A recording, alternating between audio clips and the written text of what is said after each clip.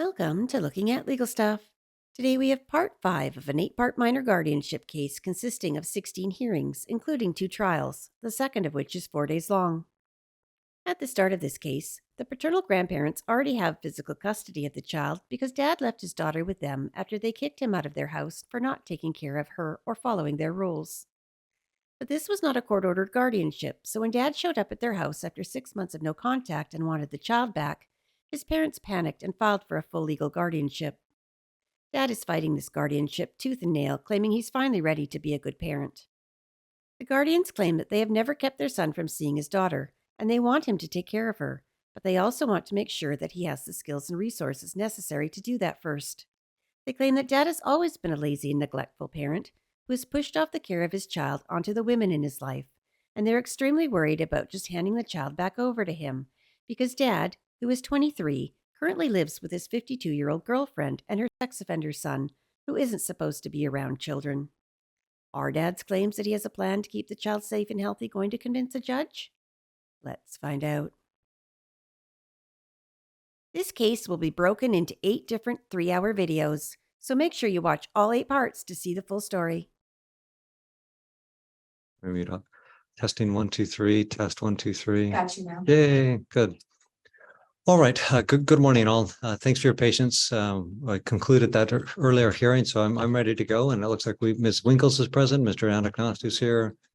Mr. Jaden is present. Ms. Kelly and Mr. Kai are here. And then we've got several people in the waiting room. So, good morning to each of you. Any issues we need to discuss before getting started? Not on my end, Your Honor. Okay, Mr. Anacnost. Oh. Looks like the red mute button's on. I don't believe I have any issues, Your Honor. Thanks. All right. Just one point of curiosity. There was a motion for revision earlier filed that's pending. Is it the party's position that this trial will resolve that and make that moot? In my opinion, it will. This is for a full minor guardianship. So at that point, the emergency would come to a close in any event. Okay, Mr. Anacnost.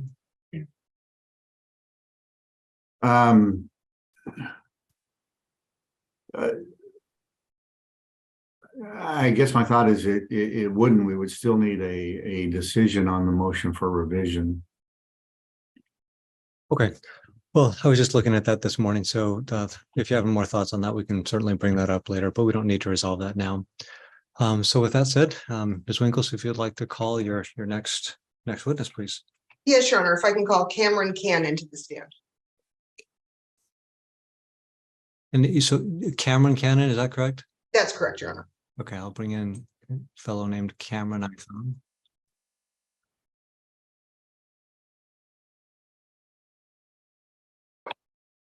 All right, Cameron, can you hear me okay? Yes. Great. You've been called as the next witness, so I'd like to administer the oath to you. If you'd please raise your right hand and I'll administer that.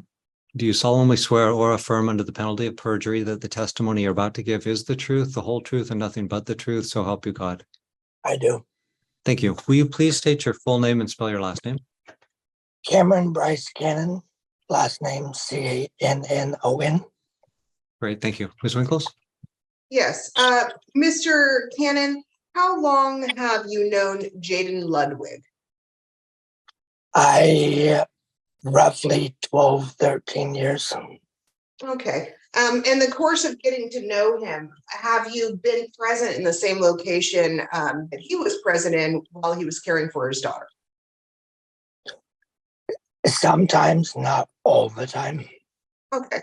And when was the last time you were, I guess, let me back up. What location were you generally at when you were there and Jaden Ludwig and his daughter were present? In the living room. Okay. And is that Kai Ludwig and Kelly Craig's house? Correct. Okay. And when was the last time you were there and happened to see Jaden and his daughter there at the same time? It was when he dropped her off about a month ago. Okay. And the time he dropped her off a month ago, did you, about how long was that interaction? 5 minutes. And so going back further, was there ever a time you were at the Ludwig's house that you were able to witness the child being parented or being taken care of by anyone in that household, where Jaden was also present? Yes, And about how long ago was that? it was about the same time the month ago when Okay. he dropped her off. Okay, can you tell us what happened during that interaction when he dropped her off?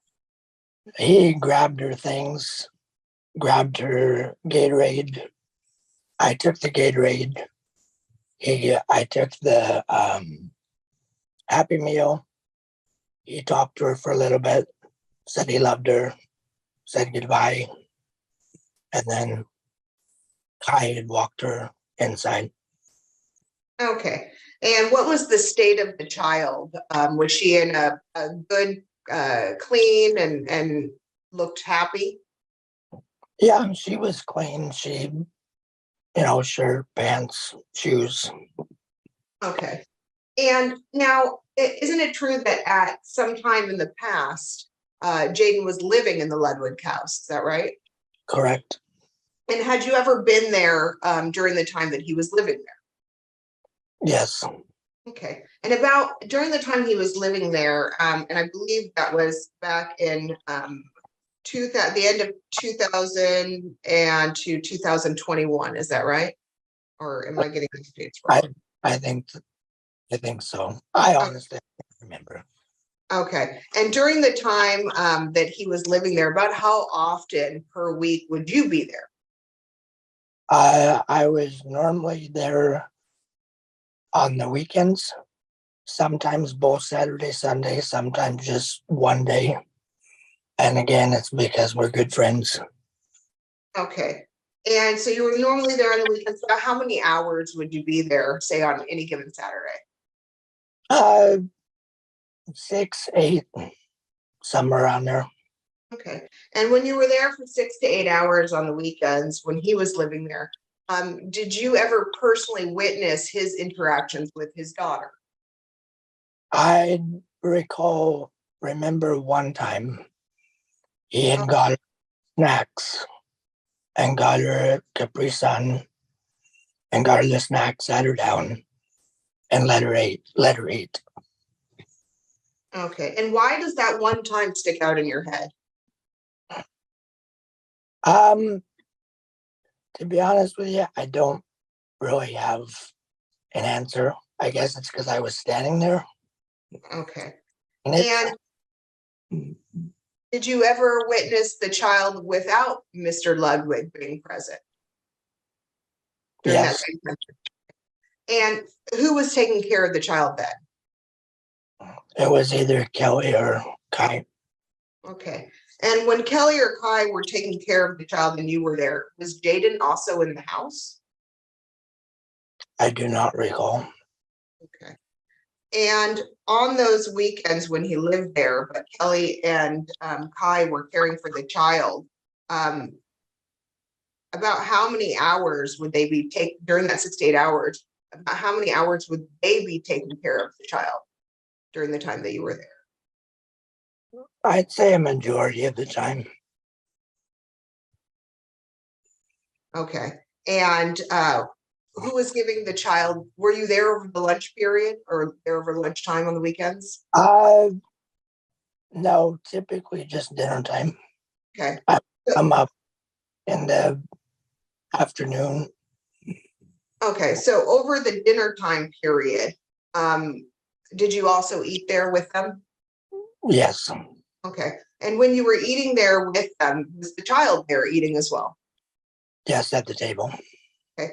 And who, just the majority of the time that the child was there eating at the table that you personally saw, who was feeding the child? Kelly.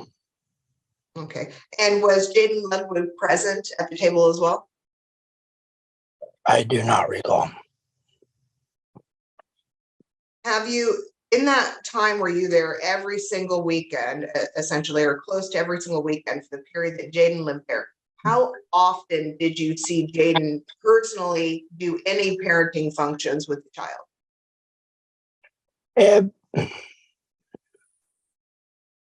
He did a certain amount, but honestly, I think it was more Guy and Kelly doing Okay. the. And of that certain amount, tell me what kinds of things was he doing? So the types of things Jaden personally was doing. He said of a certain amount. If you can quantify or qualify those activities, what kinds of things were they? I mean, he, interacted with her, uh, periodically checked on her. But again, it was mainly Kelly taking care of her. Did you ever wonder why the grandparents were taking care of the child and it wasn't her father? I did, but I didn't again ask or involve myself, I guess. Okay. Have you ever witnessed any interactions between Jaden and either Kai or Kelly which caused you any concern?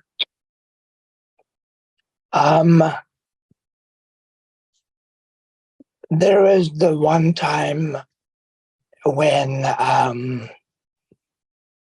it was around Kai's daughter's graduation when an incident happened, but I was on the back porch talking to Kai when the incident happened. So I was not out front, but I was there, I guess. Did you see or witness anything with your own eyes? I didn't see anything, no. I came out after it was over. And is that the only time you that you saw any concerning behavior? Yes. Okay. And I've got no further questions, Your Honor. Cross-examination. Yes, Mr. Cannon, you testified during previously in this matter during the emergency hearing. Do you recall that? Yes. And it's my understanding from the testimony when I was asking you questions that for the most part, you're kind of a drinking buddy of Kai. Is that correct? No, that's on occasion, but it's So- not everyday weekend event. So you would come over. I thought you'd come over and he and Kai would have a few beers together. Not all the time, no. No, not all the time. Okay. All Barbecue. right. I don't have any further questions, Your Honor. Okay, redirect. No, Your Honor. Okay, Mr. Cannon, thank you very much. Appreciate your time and input.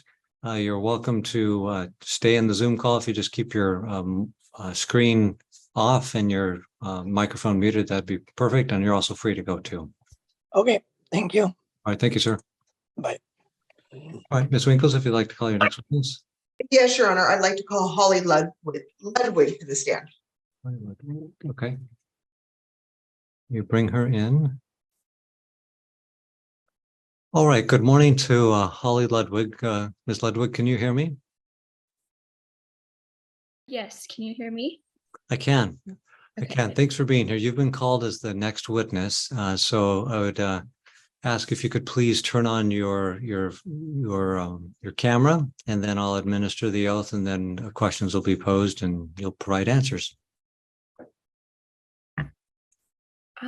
It says that my Zoom is unable to detect camera.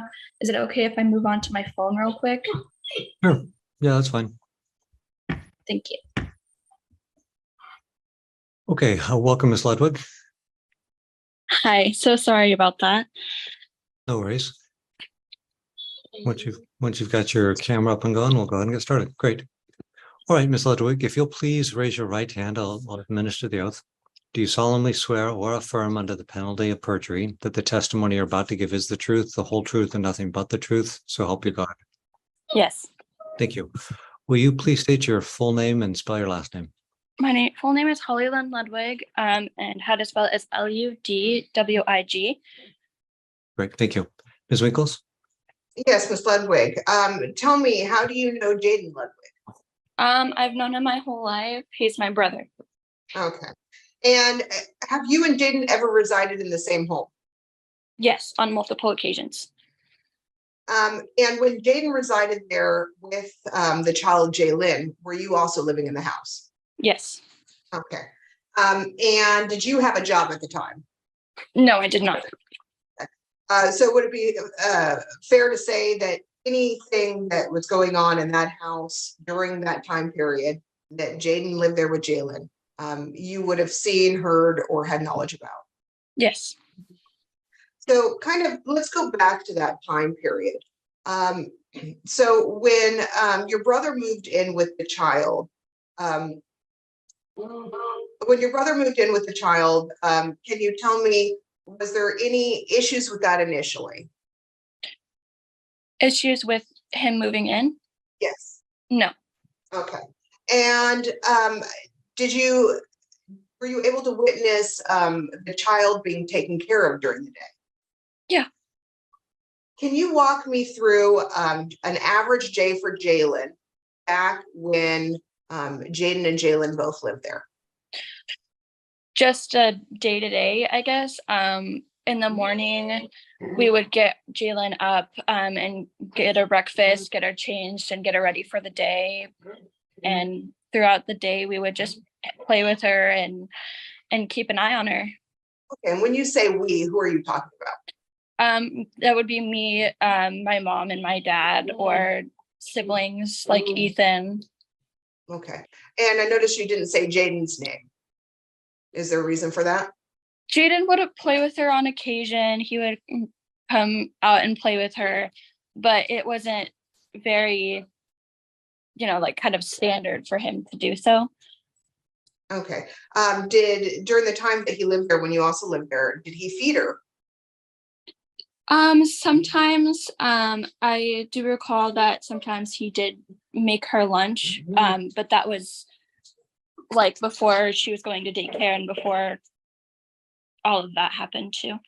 Okay. And was that the standard, him making her lunch, or is that just every now and then? Every now and then. I mean, honestly, when he didn't do it, I would bring myself to do it.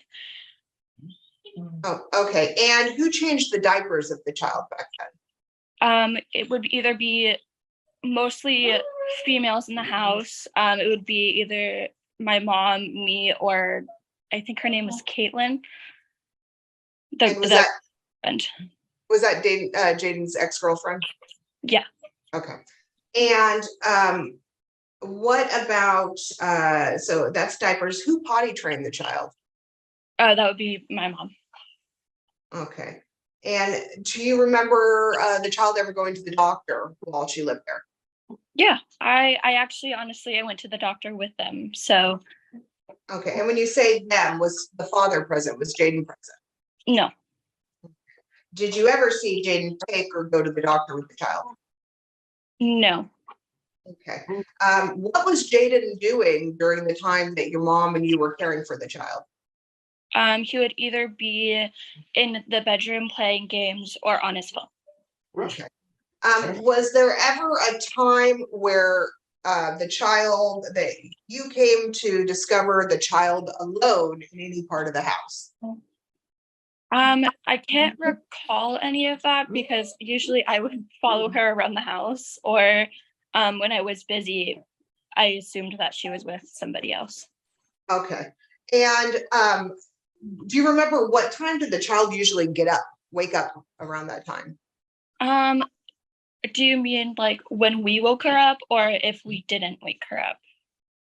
Oh, okay. Well, let's go for the first one. What time would you generally wake her up? Usually we would go kind of early in the morning, maybe like 7 or 8 in the morning. Okay. And where was her father when you were waking her up? In bed. Okay. And when she woke up on her own, how would that take place? Would she leave the room? How would you know she had woken up on her own? So we would have either like the bedroom door open because Jaden and her had shared a room. I would hear her trying to like, she wasn't saying anything obviously, but she would like make noises to get our attention. And when I went back there, Jaden was still asleep and I had taken her out of the crib and gotten her up for the day. Okay. And after the child would wake up and either her on her own accord or through you guys, do you remember what time Jaden used to wake up? Jaden, I would want to say maybe in the afternoon, the latest. Okay. And so he was asleep, but his child was awake. Is that about That's accurate? Okay. And do you remember Jaden having a job when he was living there? Yeah. I would occasionally bring him to work. And did you ever witness Jaden smoking marijuana back when he lived there? On sometimes in our backyard, yeah. Okay. Did you ever have any cause for concern of Jaden's ability to care for Daylin when he was living with you guys? Yes. Okay, and can you tell me why? I think it was mostly he didn't really have any interest in her, and we were sorry, that's my dog. He didn't really have an interest in her. He just like kind of not really ignored her. I don't want to say he ignored her, but he kind of would just like push off the responsibilities, and that was kind of concerning for me. So I kind of kept note of that. Okay. And then there was a time when Kelly asked him to leave. Is that right? Yeah, that's right. Okay. And were you there that day? I don't think I was. Okay. And were you there for the day with the altercation where the police came? My graduation, no, I was not there. Okay. And so let's go to kind of a little later. Were you aware that there was a no contact order in place between Kelly and Jake? Yes. Okay. And as part of that no contact order, obviously he wasn't able to contact Kelly. During the time period of June 2021 to August of 2022, did you ever speak to your brother? No. Okay. And were you ever told by any third party, anybody other than yourself, not to speak to him? No. Okay. Why didn't you speak to him? I didn't speak to him because it was my graduation day and it kind of fumbled my day. So I was kind of upset that had happened on my graduation day. So I kind of took it upon myself to kind of distance myself from him. Okay. Now, was he aware that you distanced yourself? Did you give him any affirmative notice? Like, I don't want to talk to you? No. Okay. And did he ever reach out to you during the same time period, June 2021 to August 2022? He only contacted me once, but that was after I had moved out of my parents' house. And when he contacted you, how did he contact you? Through Facebook Messenger. Okay. And what do you remember the gist or the content of that Facebook Messenger? Yeah, he was congratulating me on a new job that I had just gotten. Okay. Did he ask anything about his daughter? No. Okay. Did he ask to see his daughter? No. Okay. Did he ask anything about the no contact order? No. Okay.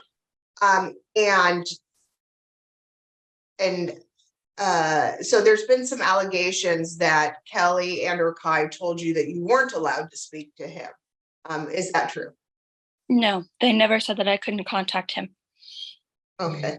And if he had contacted you to see the child or to make inquiries about the child, would you have answered him?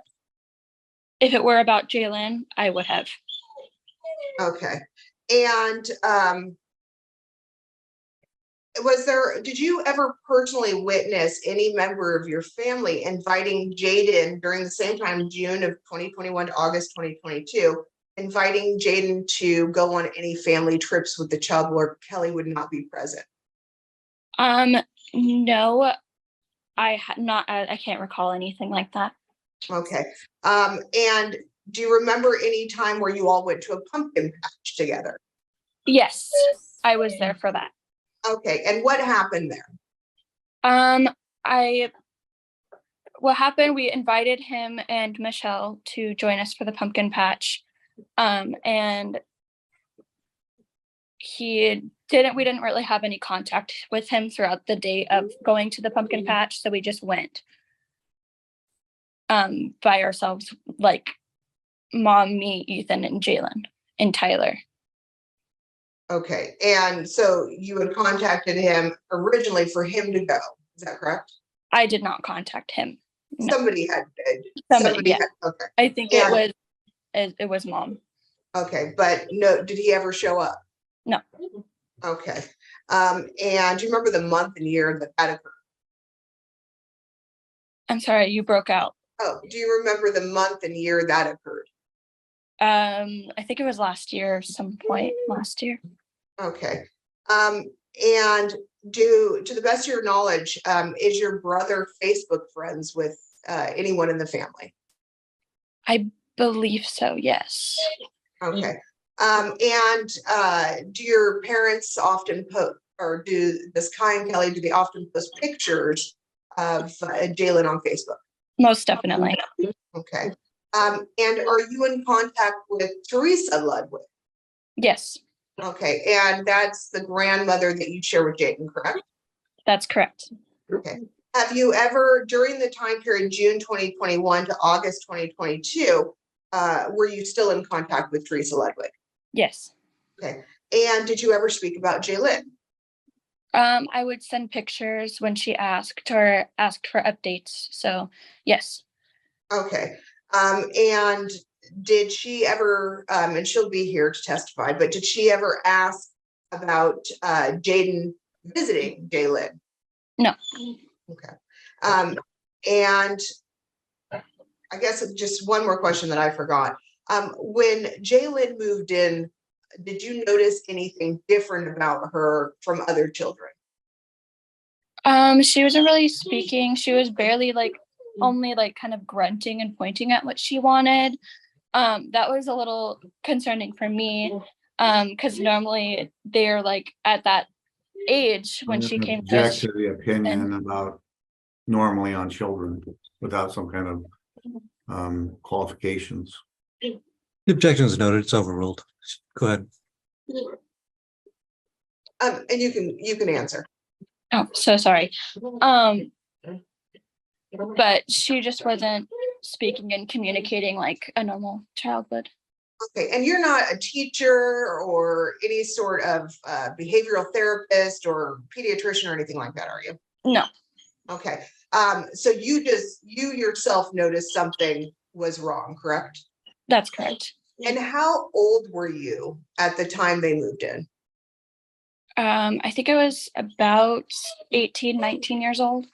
Okay, so as an 18 or 19-year-old with no real childcare specialization or any sort of medical training, you noticed that something was wrong. Is that right? That's right. Okay, I have no further questions, Your Honor. Okay. Mr. Anagnostou, cross-examination. Yes, Your Honor.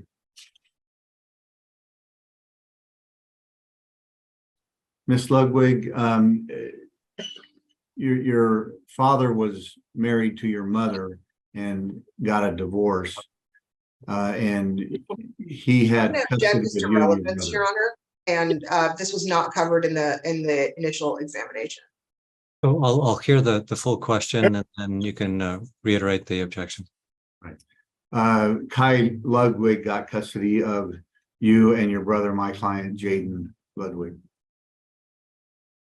Is that correct? That's correct. And I'm going to object to the line of questioning due to relevance, and also it was not directly examined. I'll allow it. Overruled. You and your father and brother moved into Teresa Ludwig's home. Is that correct? That's correct. Okay. How old were you at that time? I was really young, so I can't really remember. Okay. But it was you and your brother and your father living in Teresa Ludwig's home in Toledo, Oregon. That's correct. Okay. And at some point, did your father move out and just leave you and Jaden with Teresa Ludwig? I don't remember. You don't remember? Okay.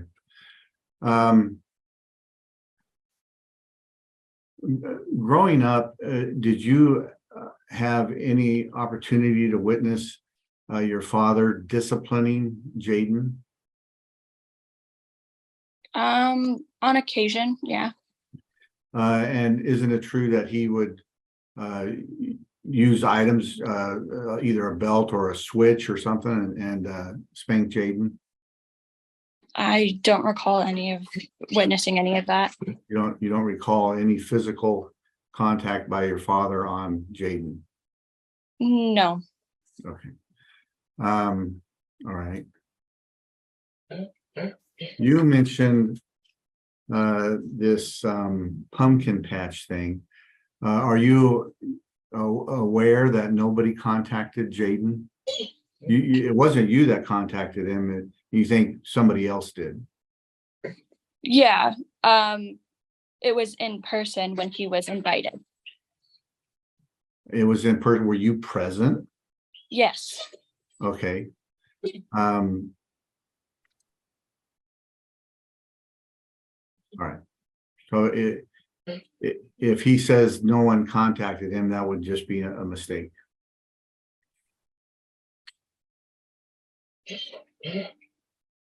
Do your parents drink alcohol? On occasion. Okay. My mom doesn't. But your father does. That's correct. On occasion. And you're not living in the home anymore, is that correct? That's correct. I live in my own apartment. All right. And they have several dogs. Your parents have dogs. That's correct. And have you seen scratches on Jalen caused by the dogs? No, I'm not there to witness anything like that. Okay.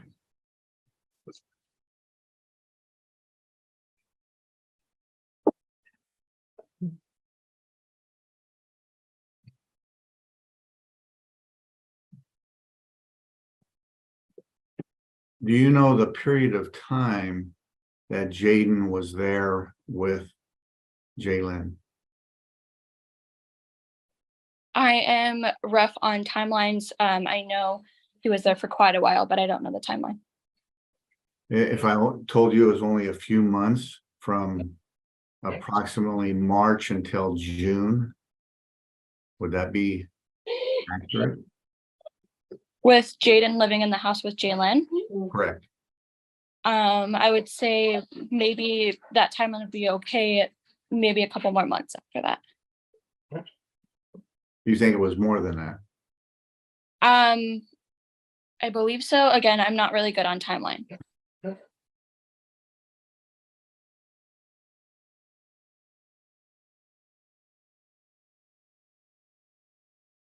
right.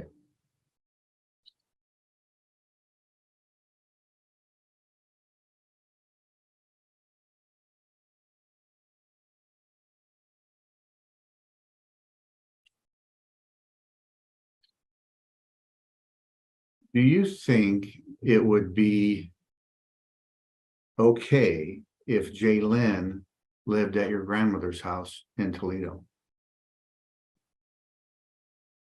I am not sure. Based on previous events, I would say no. Based on what previous events? What are you talking about? Just the way he was I don't want to say kicked out, but asked to leave the home because of him caring for Jalen or him not caring for Jalen. Are you talking about asked to leave Kai's home?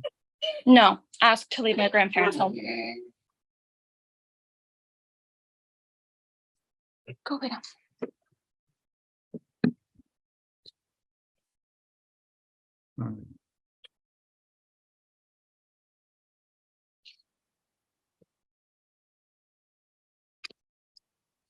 There's nothing with regards to the home otherwise that concerns you about Jalen living there. Yeah, other than that, I don't think so. But you live there though. I don't currently live at my grandparents' house. Right, but you did when you were younger. That's correct. And it's the same house that she still lives in. That's correct. Nothing further. Okay, redirect examination. Just briefly. When you lived there when you were younger, do you have any memories of that time? I have a few. Okay. Are they good memories, not so good memories, bad memories? I'd say they're pretty good. I mean, it wasn't too horrible, but Do you remember how many bedrooms your grandmother's house has? I think it's 2. Would you call it a small or a medium-sized house? I would say probably kind of small. Okay. And are the bedrooms small as well? 1 bedroom is small, yes. Okay, and is that the bedroom that your grandmother lives in or the one that somebody else would live in? I think they call it like the guest bedroom or something. And does it fit would it fit a king size bed? I don't think so. Okay. Would it fit a queen size bed? I think the most it could fit would be like maybe like a twin or a kind of full. Okay.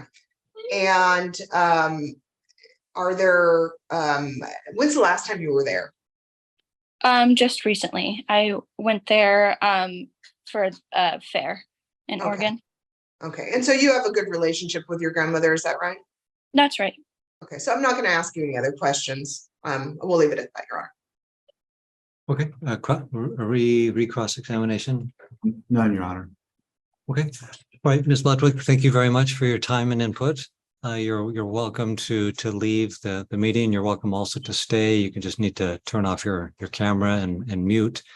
So you can make your choice if you want to stay or you can go. Okay, thank you so much. You're welcome. Okay, Ms. Winkles, would you like to call your next witness? Yes, Your Honor. I'd like to call Kai Ludwig to the stand. Okay. All right, Mr. Ludwig, if you'll turn on your phone, and I'll go ahead and administer the oath to you. Do you solemnly swear or affirm under the penalty of perjury that the testimony you're about to give is the truth, the whole truth, and nothing but the truth, so help you God? Yes, I do. Thank you. Will you please state your full name and spell any unusual spellings? My first name it's Kai Allen Ludwig, and first name spelled K-I-E, and last name is Ludwig. Thank you. Ms. Winkles? Okay, Kai. Now you are the paternal grandfather of Jalen, correct? Yes. Okay. And let's start with how you found out that Jalen existed. Can you walk us through how you found out you had a grandfather? I found that out from my mom. Okay. And when you found out you had a granddaughter, where was the grandchild living at that time? The grandchild was at that time was living with her biological mom. Okay. And at some point, was the child taken from her mom? Yes. And do you remember how that came about? Well, I'm going to object. There's no foundation that he knows. Okay, it was just for background, so that's fine. When Jaden was living with Melody Boone and his girlfriend, did you ever go visit that residence? No. Okay. And at some point, Jaden moved into your house, is that correct? Yes. Okay. And he moved in with his girlfriend and the child, correct? Yes. Tell me about how that came about, how he essentially ended up in your house. He They both kind of pretty much exhausted all other locations to live. They got kicked out of Melanie's house, and they drove from Spokane, and we decided to put them up in our house. Okay. And how did you become aware of that? Did somebody call you, write you a letter? How did you become aware that they needed someplace to live? My mom, she called and we talked about it, and I opened my doors for them to come stay. Okay. And when your mom called and talked about it with you, and she'll be testifying here today, did she inform you of her reasons why she had kicked him out of the house? Yeah, a little bit. We talked about that prior to that conversation of them coming living with us. I always kept tabs on Jaden, and me and my mom would talk about what's going on and whatnot. And they basically wanted them to leave their house because of the miscare with Jalen and the dirty diapers left everywhere. And Jaden wouldn't pick up after the diapers and take care of Jalen. Okay. And were you concerned that that would still be an issue in your house? I was a little bit concerned on that, but we have a tight group of people that live in our house, and we could handle that and take care of that and help in any way we could. When Jaden first came over to our house, he was driving a car without his, it wasn't in his name, no tags, and he didn't have a driver's license. So when we talked before him coming over, we made arrangements, and while he was here, to get his driver's license, get the car tagged, insurance. He didn't have insurance at all, and I wasn't going to charge him any kind of rent, and get him back on track with his life. Okay, so you say when he was in Spokane, he was driving a car that wasn't in his name, and he had no driver's license and no insurance and no tags. Is that correct? Yes. Okay. Had he ever had a driver's license before that? Yes. Okay. So at that time, was it suspended or Yeah, what? he had a couple tickets that were unpaid. Okay. And was he driving to the best of your knowledge during that time period, was he driving the child around when he had no driver's license, no insurance, no tax? Yes. Okay. And before he drove down from Spokane to our area, had you already taken care of all of those issues? No. Okay. So which ones hadn't you taken care of? He still didn't have his driver's license, insurance, tags when he showed up at our house. And who was driving the car when he showed up at your house? Jaden. Okay. So he shows up and he moves into the house. Tell me, initially, his girlfriend was there as well, correct? Yes. Okay. And when you were at the house, when they both were at the house, who was caring for your granddaughter, Jalen? Caitlin would, Kelly and I, Holly on occasion. Okay. Did you ever see Jaden taking care of his own child? He would get her some carrots out of the refrigerator every once in a while.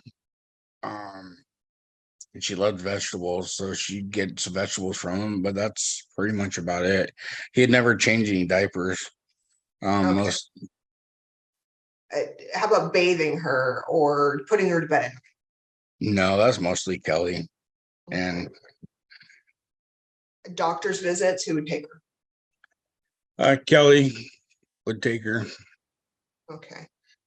Was there ever a time where you were home and witnessed the child not being supervised by anybody when Jaden was also in the house? Yeah, there was a couple of instances, and it was more frequent than not. There was an incident where Jaden was on his phone in the living room for about 4 hours with her and didn't speak a word to her or didn't play with her at all, and just kind of let her roam around. It happened quite often. It happened quite often that Yeah. Jaden would ignore his child and do other things. Yeah. Okay. And when the child moved into the house, did you notice any difference in the child that you would say maybe wasn't a normal thing for a child? I did notice that she didn't speak much, and at that age, child should be speaking a little bit more than what she was. And I did notice when you try talking to her, she wouldn't look at you when you're speaking to her. Okay. And like you can make noises next to her, and she wouldn't have a clue that you're making a noise. So there was something wrong with her hearing. Okay. And I already talked to Kelly about that, taking her to the doctor, so I won't reiterate that stuff. But now there came a time period that you asked Jaden to leave your house. Is that right? Yes. Okay. Tell me what led up to that, and tell me your reasons why you wanted him gone. Well, we tried to get Jaden to have a constant job, and there was a few times that he wasn't bringing any money, and he'd say he was going to work, and I'd drop him off to work, and his buddies would show up there where I'm dropping him off. And a couple times that, I called the place where he was working. There's no Jaden to be found. Object to the hearsay, Your Honor. Overall, there's no hearsay presented. So you can keep on going. And then there was a strict rule, not really a strict rule, I guess, but I didn't want to have marijuana on my property.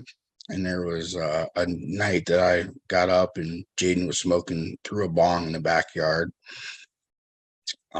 That was one of it times. And then also the day that I found out that I had COVID, I dropped him off having COVID. I dropped him off at his work, and I called the company that he was working through to let him know that I got tested positive for COVID, and he wasn't there. So we went home, or I went home after being tested positive for COVID, and then we called his cell phone several times. We couldn't find him. Caitlin Boone called his cell phone several times. He wouldn't answer. We just couldn't find him for the whole day, and he wasn't working. And so that was kind of like the last straw. Okay. And he wasn't working, and he wasn't with his daughter. Is that correct? Correct. Okay. And how long had this time period been where you were dropping him off, or he was going to his quote unquote job and leaving his child in the care of another person, but not actually working? Out of the few months he was here, I would say he worked at a place for 2 days, and then he would say he's going to work and then not go to work, and then he said he's looking for another job. So most of the time he'd just take off during the day and leave Jalen in care of someone else. Okay. So while he was doing this, did you ever have cause for concern about his potential interest in the child, his interest in being a dad? Yes, I had great concerns on that.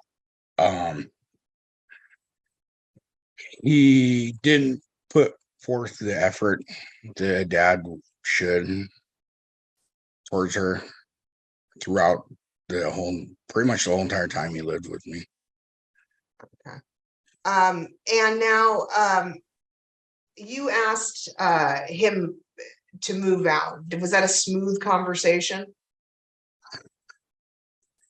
Yeah, it actually wasn't bad. He was a little bit upset, but we all sat down and talked about it, and he kind of went around. He kind of went along with it and said okay. And were you there when he signed that document, essentially giving Kelly custody of the child for 6 months? Yes. Okay. Was anyone pressuring him to do it? No. Okay. where was he? Did he have any plans after he left your house? We talked about him going down to my mom and dad's again. I actually talked to my mom about it and she was okay with that. And that was pretty much his plan at that time that we knew of. Okay. Now, at some point, a no contact order was placed between him and Kelly, correct? Correct. Okay. And were you there on that date where the police were called? No, I was actually in a hospital with COVID. Okay. And now that no contact order, you didn't have a no contact. You weren't the protected person under that no contact order, correct? No, I was not. Okay. And your other children weren't under that order either, correct? No. Yeah, they were not. Correct.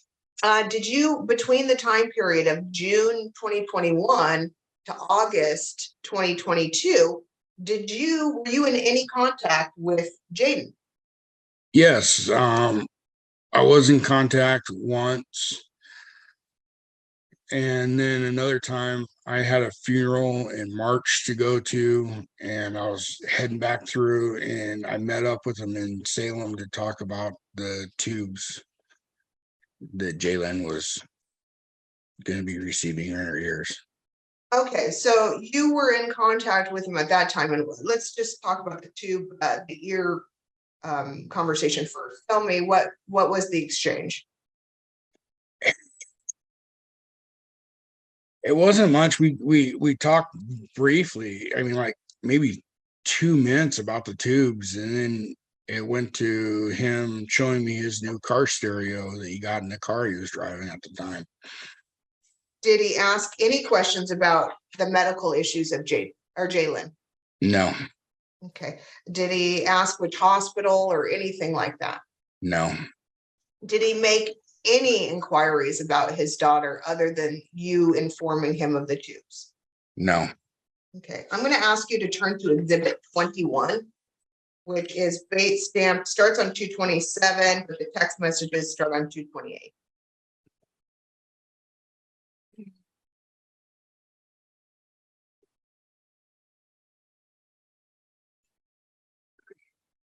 That was 21. Yeah, Exhibit 21.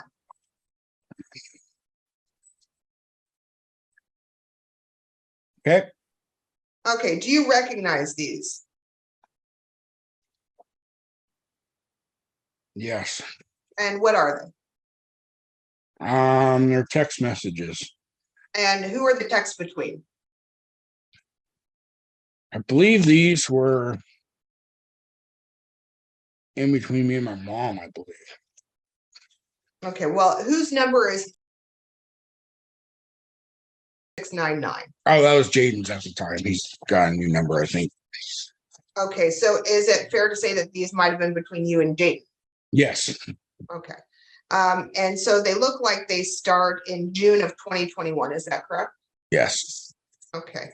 And he states on June 3rd, he's on the train. Was that after he had been kicked out of the house? Yes. Okay. And then it goes to sending essentially pictures. And if you can just look through this real quick, just kind of glance through it.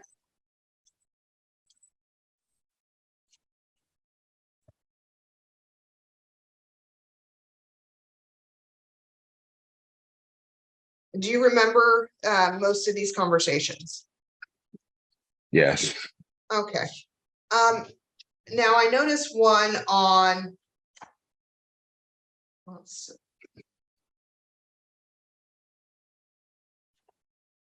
One on bait stamp 232.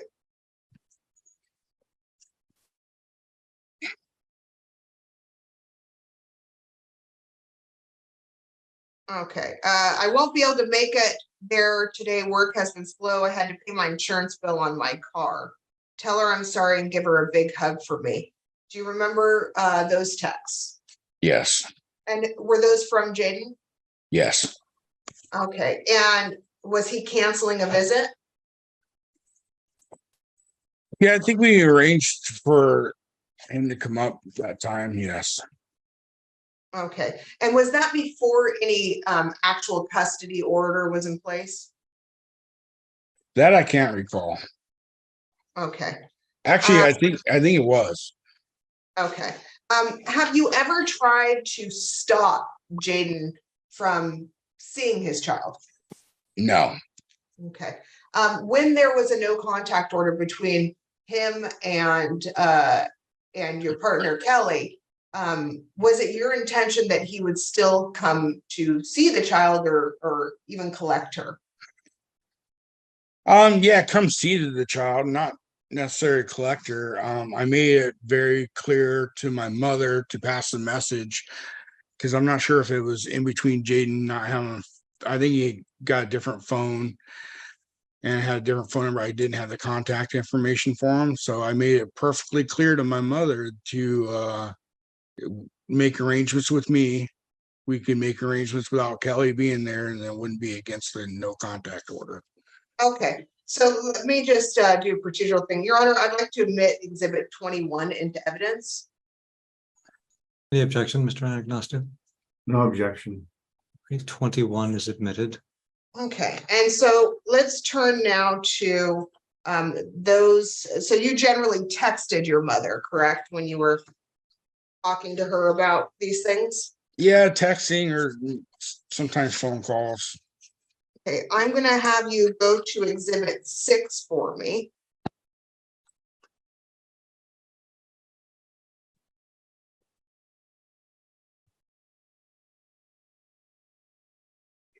And do you recognize Exhibit 6? Oh, I'm getting there. Okay, and it's also bait stamp 68 is the first page of the text messages. Yes. Okay, do you recognize these? Yes. And who are these text messages between? Between my mom and I. Okay, and the person on the left side of the page, who's that? That would be my mom. Okay, and are you on the right side? Yes. Okay. So your mom, it appears on 10/24/2021 that your mom is asking about seeing Jalen. Is that correct? Yes. Okay. Did your mom often ask to see the child? Every once in a while. Okay.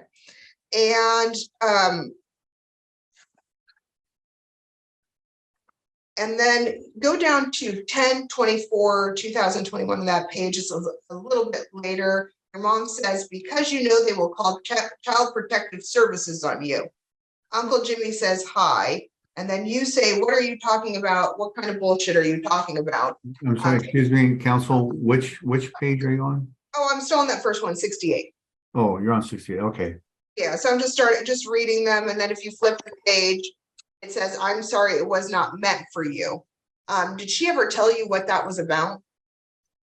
Yeah, I called her actually shortly after that. I'm like, what are you talking about? Oh, nothing. And she tried to skate I'm gonna around. object that out of court discussion with a third party or, a witness. So the objection is noted. Mr. Ludwig can testify to what he was just telling what he mentioned to his mother. Go ahead.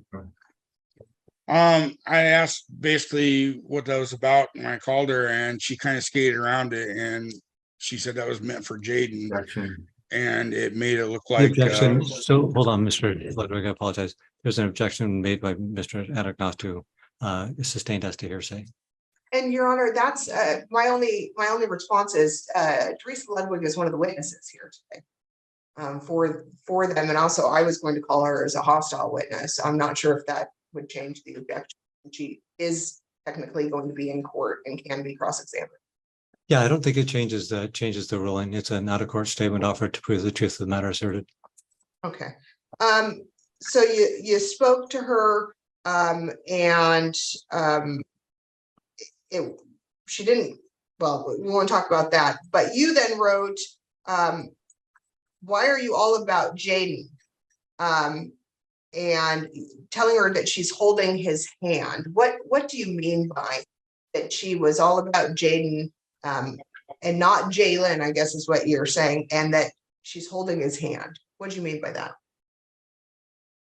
What I meant by that was she coddles him a lot and does a lot of stuff for him. And that's where I was going with on that. Does she ever provide him money that you have knowledge about? I do, yes. Okay. And has he ever in his life, obviously I know he's had a job for the last 5 months. Prior to that, to the best of your knowledge, had he ever had a job for longer than a period of 3 months? No. And has he ever, to the best of your knowledge, had any sort of residence where he was on the lease or on the deed or on any sort of agreement giving him the right to possession? No, he has not. And as your son, you've known him his whole life. Has he ever had since he's turned 18, has he ever had a stable living arrangement that has lasted for longer than 1 year? No. Okay. And she states kind of on that page, I want Jaden to be successful with his daughter, don't you? And you state, I don't think a travel trailer is ideal for Jalen. I would like to continue with her services up here with her speech. What did you mean by travel trailer? He was staying down at Reedsport at one point in time with his biological mom, and they were living in a tent in a campground. So my parents bought them. Jack, foundation. I'm not sure how he knows this stuff. How do you know? How do you Well, do I know it because I've never been there, but I do know it because I talked to Jaden about it, and my mom also told me about the trailer that they bought for them to move on to the campground. Okay.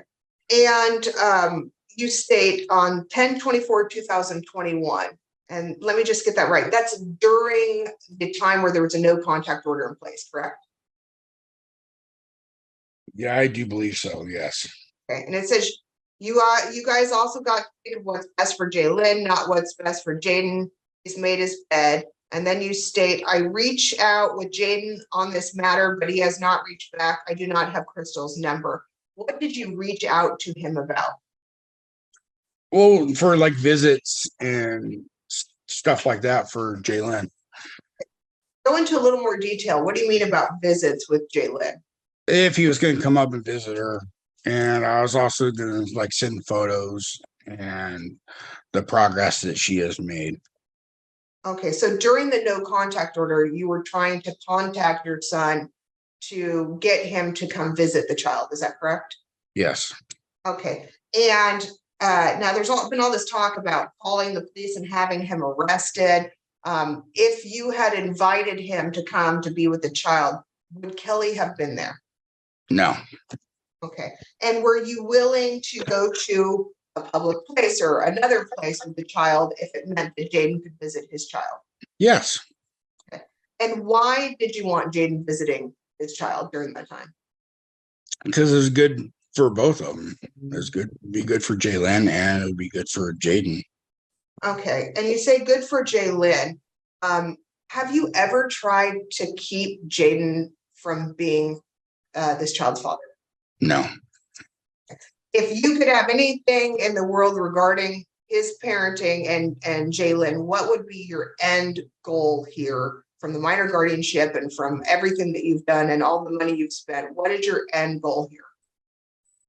Well, my end goal for me personally, for Jaden to, I hate to use this, but to buck up a little bit, full-time job, a house, stable income, a nice decent area for Jalen to grow up in and make sure all his ducks are in a row and kind of get his life together.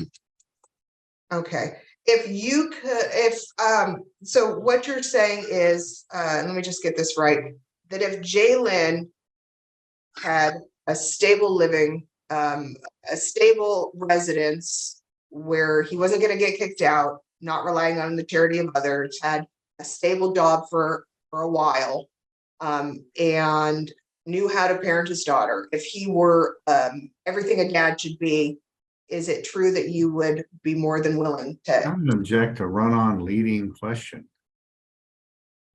It was kind of run on sustained. Not so great at asking these questions when I'm thinking of them. If all the things that you requested in your declaration to the court earlier, namely that he have a stable job, you asked for that, correct? Yes. Okay. And when you meant stable job, what did you mean by that? This is a stable job that he could provide and not worry about next week or the week after, or be worried about oh my goodness, am I gonna get fired or whatnot, just to have that stable income. Okay. And how long do you think he should have that before you would have it meet your term of stable? Probably 6 months or maybe a year. Okay.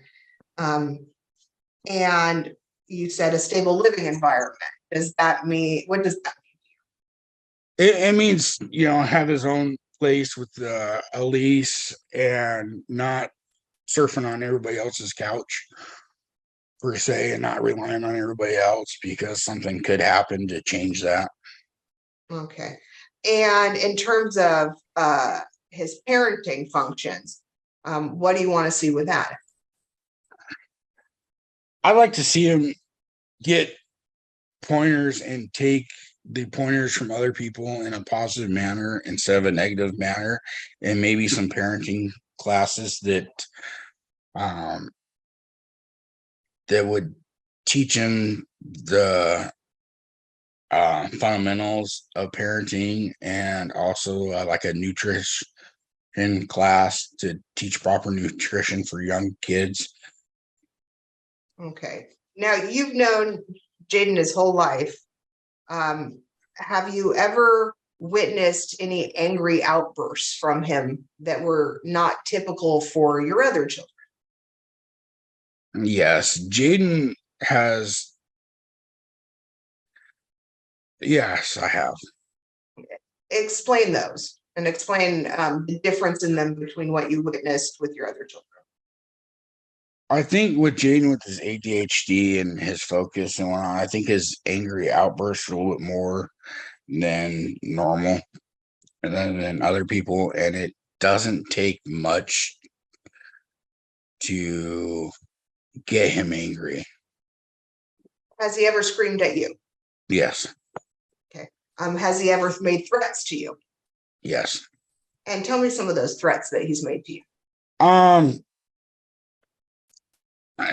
He's threatened to call the cops before. He ran away at one point in time when he was a minor, and he came back to the house and screamed at me about stuff and about how he was found, and he raised his hand to me and wanted to fight me, actually. And so then I called the cops again, and then he got arrested for that. But yeah, he just gets angry quick. Okay. And is that why you requested an evaluation for anger? Yes. Okay. Has he ever? Okay. One reason. Do you have other reasons? Just the way that he composes himself, and the incident with Kelly on my daughter's graduation. Okay. Have you ever heard him scream at anybody or be abusive in any way in front of his child? I think there was one instance with Caitlin. They got into it pretty good, and I think Jalen was in the crib, and they got in a pretty heated argument in the bedroom with Jalen, and also, I wasn't there to see what happened, but I know Caitlin came out crying and didn't want to be around Jaden, and I thought there was some kind of altercation that Jaden jumped on her, from what Caitlin said and what the noise was in the bedroom. Sustained as to hearsay. Okay. And it also says in your declaration that you wanted him to have a drug and alcohol evaluation. Why would you request that? I requested that because if he would rather smoke marijuana than buy diapers for his child. And I think that he needs to focus on the child more than wanting to get high every day. So if he had all of those things, if he went through all the treatment that you're requesting, if he got himself to a place of a good dad, somebody who's not using drugs, who's not quick to anger, has a stable house, all that stuff, would you be happy to hand Jalen over to him to allow him to parent at that point? Yes. Okay. Was it ever your intention to replace Jaden as father in this child's life? No. Okay. How many kids do you currently have living in your house? 3. How many kids have you raised? Let's see.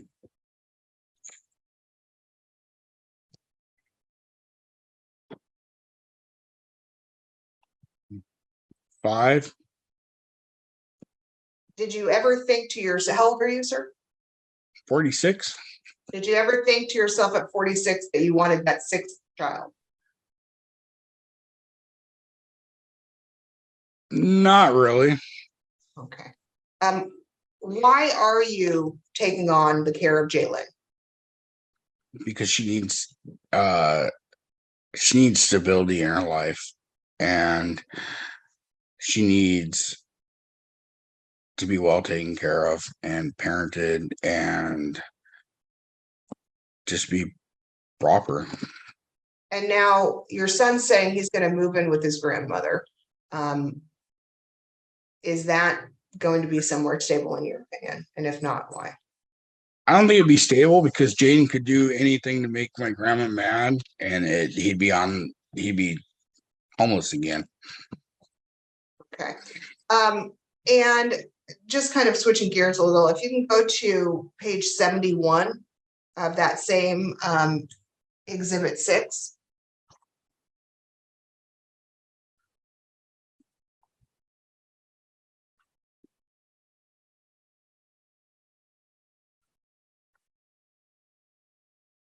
And tell me when you're there. I'm there. Okay, you said, and this is 10/24/2021 during the time of the no contact order, correct? Yes. Okay, and it says Jaden can come up and meet me somewhere anytime he wants when I'm not working or hunting. Why did you make that offer? I made that offer so he could see Jalen. Okay, and you didn't. Oh, before it. I didn't want. Our intentions were not to keep Jalen from the mall. It was our intentions was for Jaden to get his life together. So I offered that through my mom. At that point in time, I did not have Jaden's contact information. Okay. And were you, it appears some of these texts are where your mother is essentially requesting a check that's coming for Jaden. Do you remember that at all? I do. There was supposedly a last check at one of the places he worked, but we never seen one. Okay, but they requested the check, correct? Yeah. but never requested to meet you to see the child. No. And then if you go to Exhibit 74, or not, sorry, not Exhibit 74, page 74 of Exhibit 6 still. And this is 10/1/2022 at 12:29. So this is the second text over. You say, what's bullshit is if he wanted, or if he would have took her a long time ago, haven't heard from him for a year, and then you're forcing him to do it. That's the bottom line. What did you mean by that?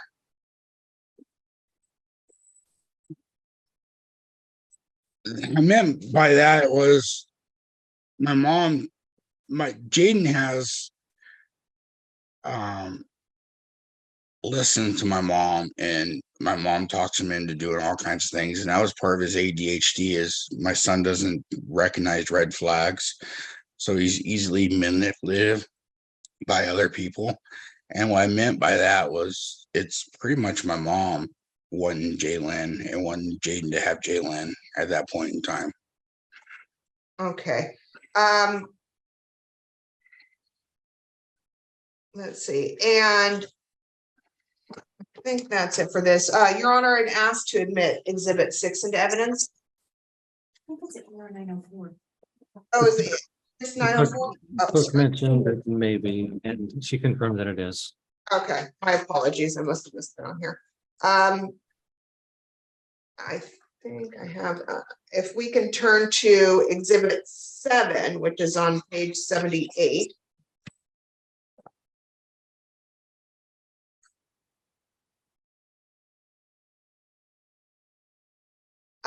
Do you recognize these? Yes. And what are these? These are texts, more texts from my mom and I. Okay. And these start in 2020. And on 10/2020, you say, have Jaden call me. Was there a reason you were asking your mom to have Jaden call you? Yeah, honestly, I can't remember at that point if I didn't have his contact information, or I think on that instance, I tried reaching out to him and I'd never gotten a response back. So I went through my mom to try to get him to contact me. Okay. And let's go to, some of these are the same, unfortunately. Your mom, let's go to page 86. 3/5/2022. It appears that you FaceTimed. Did you FaceTime your mother? I think I did.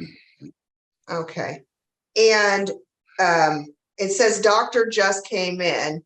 And that's 3/12/2022.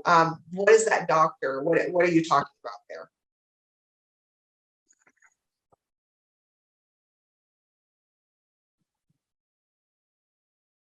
Can't recall that one. Okay. Do you remember when Jalen had her tubes put in?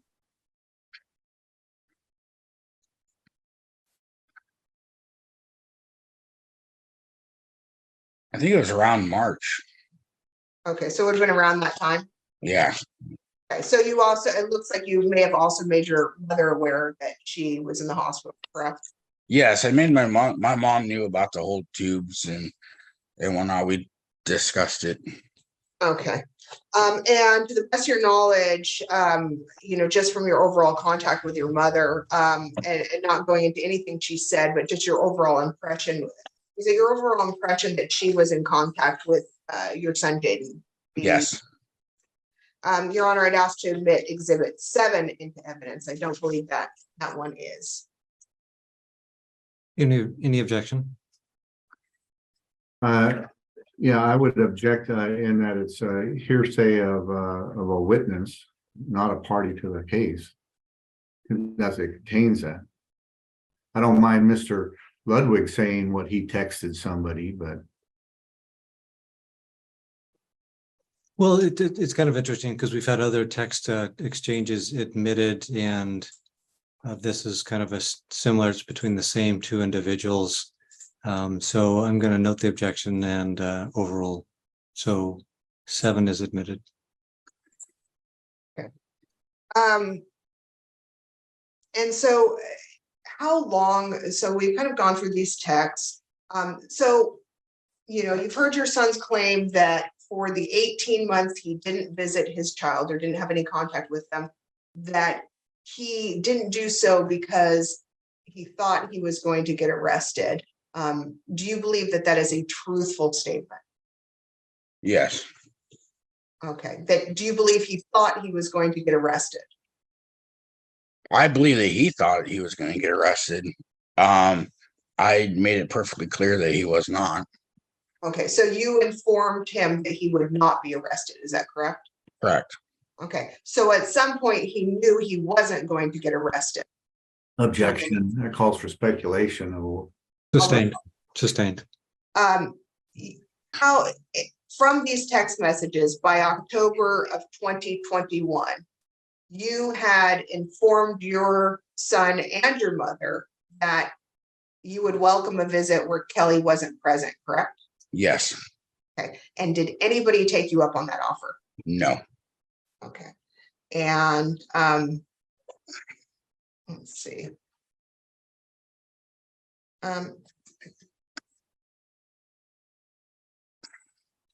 So, if we can go to exhibit 15.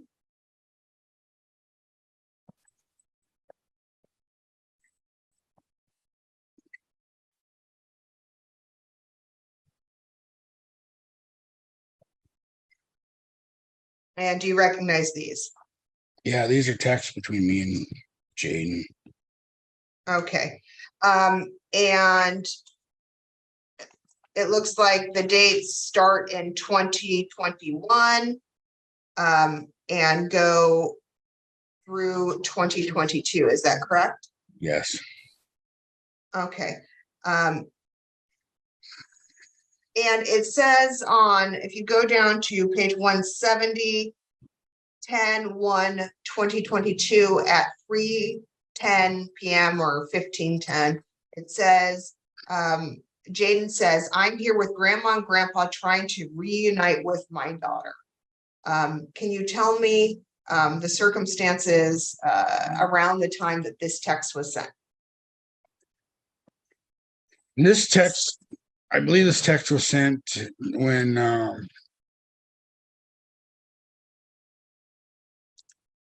they came up to pick her up after the restraining order was canceled or not valid. Okay, and had you received any notice of them coming up? Nope. Okay, and it appears from this that grandma and grandpa, so is it safe to assume your son wasn't alone then? No, he was not alone. Okay, did you allow him to take the child? Yes. Okay, was there anything about him taking the child? Well, I guess I should ask first, how long had it been since he'd seen his child? It's been well over a year. Okay, and the child was now what age when he took her? 2.5. Okay, were you there for their original interaction? Yes. Did it appear to you that the child recognized him as her father? She was really standoffish. I would say no. Okay. Did Jaden ask any questions of you about things that a normal parent would know about their child, such as bedtimes, what they ate, what they drank? Did he ask you any of those questions? No. And did he end up, and you ended up eventually filing for this minor guardianship, correct? Correct. Okay. Your Honor, I'd ask to admit Exhibit 15 into evidence. Any objection? No objection. 15 is admitted. So we've kind of gone through what led up to that and kind of your concerns with his parenting then.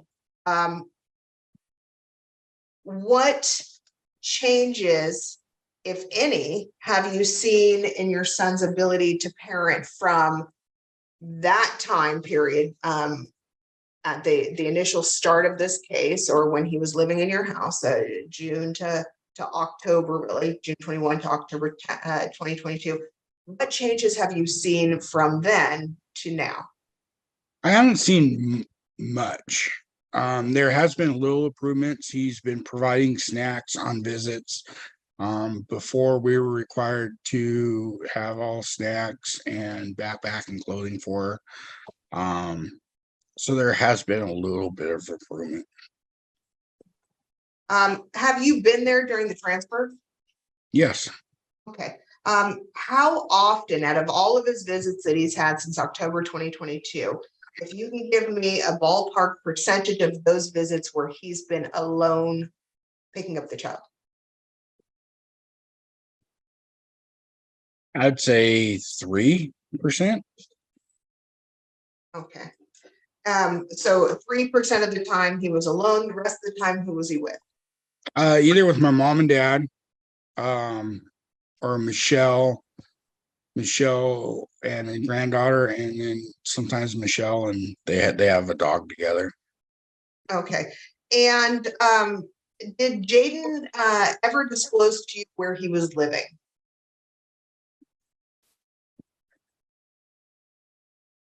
He disclosed he's living in Silverton. And is that with Michelle? Yes. Now, did he ever disclose that Tyler James Harrington, who's a registered sex offender, was living in that same house? No. Okay. Has he ever disclosed that to you? No. Okay. Has he ever provided any financial assistance in the little over 2 years you've had the child? Has he ever provided any money or any sort of clothing or any sort of benefits to you to help you and assist you in raising the child? The only thing that in the beginning, it was just a little bit of food stamps when they were living with us, and then she'd come home with a new stuffed animal or a stuffed Mickey Mouse, or maybe 1 or 2 t-shirts. They're new from him. Okay, and to the best of your knowledge, he's had a job for 5 months, correct? Correct. In those 5 months, has he ever provided you with any money? No. Has he ever offered to provide you with money? No. Has the child ever come home with cash in her pocket? No. I'm gonna object to the leading nature of these questions. Sustained as to the last one. You can rephrase. I can strike that question.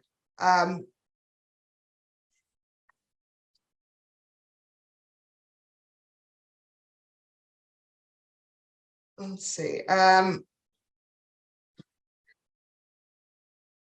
Do you,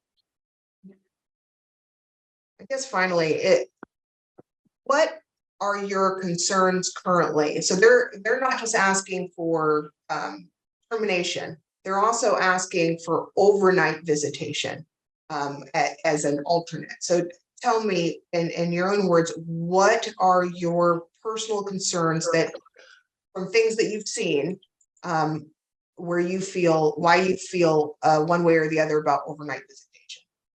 Oh, one of my concerns is Jaden's quick to have an attitude, and without the parenting skills that he doesn't have, I think if Jalen fights him to go to bed, I think that'd be a bad outcome. Also, where the overnights are going to be and who he can involve with her and keep her safe. So do you now you've stated in this court that lied to you for a period of time, pretending to go to a job that didn't exist, correct? Correct. Has he lied to the best of your knowledge, has he made false statements to other people about issues of location? Objection leading, Your Honor. The objection is noted, overruled. And you can answer. Oh, yeah. At one point in time, he said he was going to be living down in Reedsport, and then he'll give a different address, and then he'll say he's be staying at my mom's house, and we got like 3 different answers, all within like a month period of where he's going to be staying. So I can't keep track of that. Okay, so if I can have you turn to Exhibit 42. And this is date stamp 557.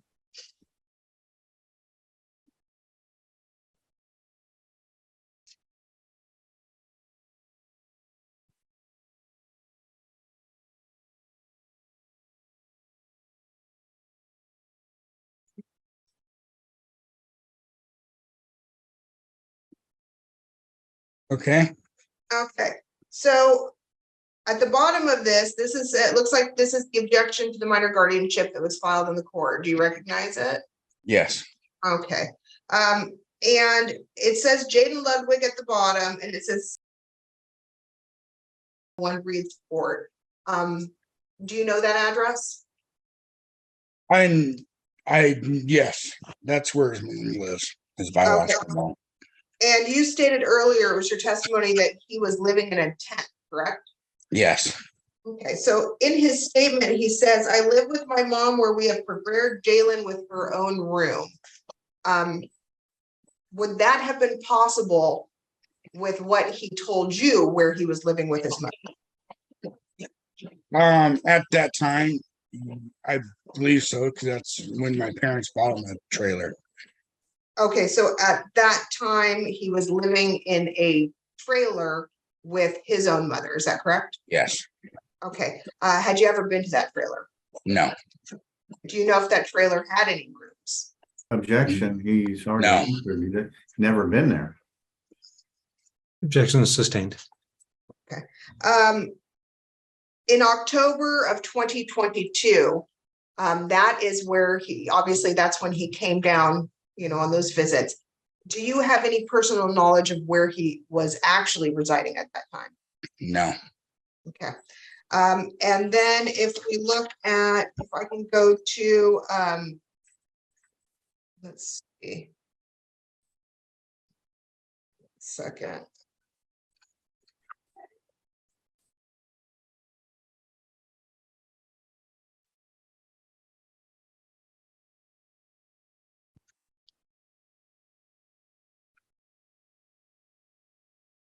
Sorry, bear with me. I lost my index here.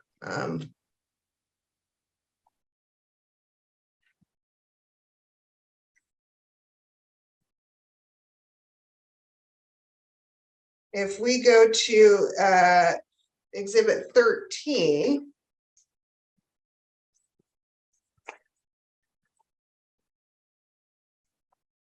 And it's bait stamp 132.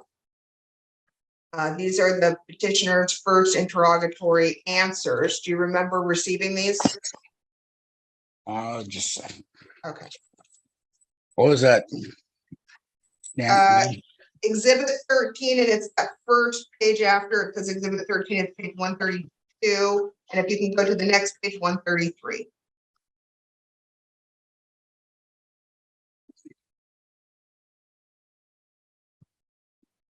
And we ask Jaden where he's living, and he says he's living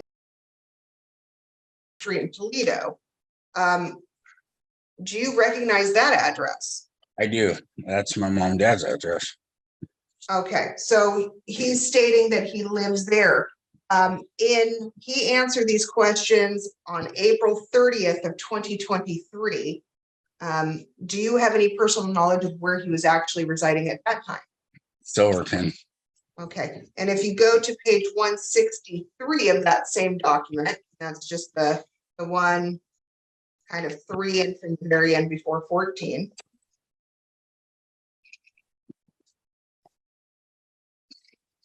Yes. Okay, he signs this from Silverton, Oregon. Do you see that at the bottom? Jaden Ludwig, Silverton, Oregon. Yes. Okay, who lives in Silverton, Oregon? That'd be Michelle. Okay, and is that the one where the registered sex offender lives? Yes. Okay. And then if you go to, bear with me.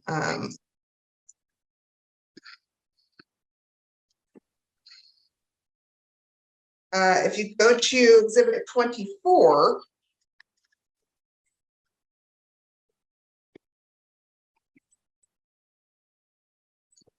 Okay. Okay, and if we go into bait stamp 273, and these are obviously Jaden's pay stubs. There's an address on this earnings statement that says 443 North James Street, Silverton, Oregon. Do you recognize that address? I believe that's the same address that Michelle was at. Okay, and as I told you before, he signed those interrogatories in April of 2023. Can you go ahead and turn to page 277 of those for me?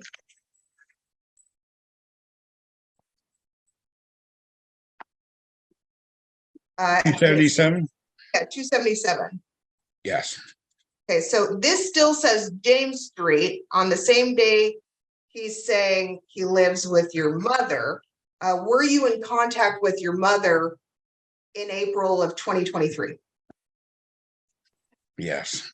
Okay, and in being in contact with her, was anything ever discussed about Jaden living in her house? Yes. Okay, was he living there at that time? No. Okay, where was he living in April 2023? Silverton. So the statements that he has continually made about living with your mother, claiming that that's his I'm going to residence. object, Your Honor, to the mischaracterization of what my client has said. I'll go. And it's not in the evidence. It's a mischaracterization, and they keep presenting it as a fact statement. So why don't you ask the question again, and I'll rule on the objection. I apologize. I'll move from that question instead, and I'll go to exhibit 26 and it's bait stamp 3. It's kind of original as bait stamped over it, but 303.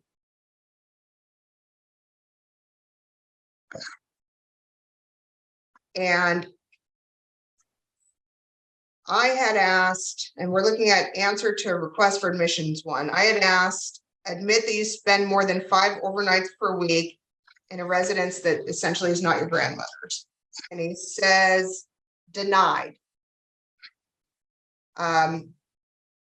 Was to the best of your knowledge, and he signed these on June 22nd. Was your son residing 5 nights a week at your mother's house? No.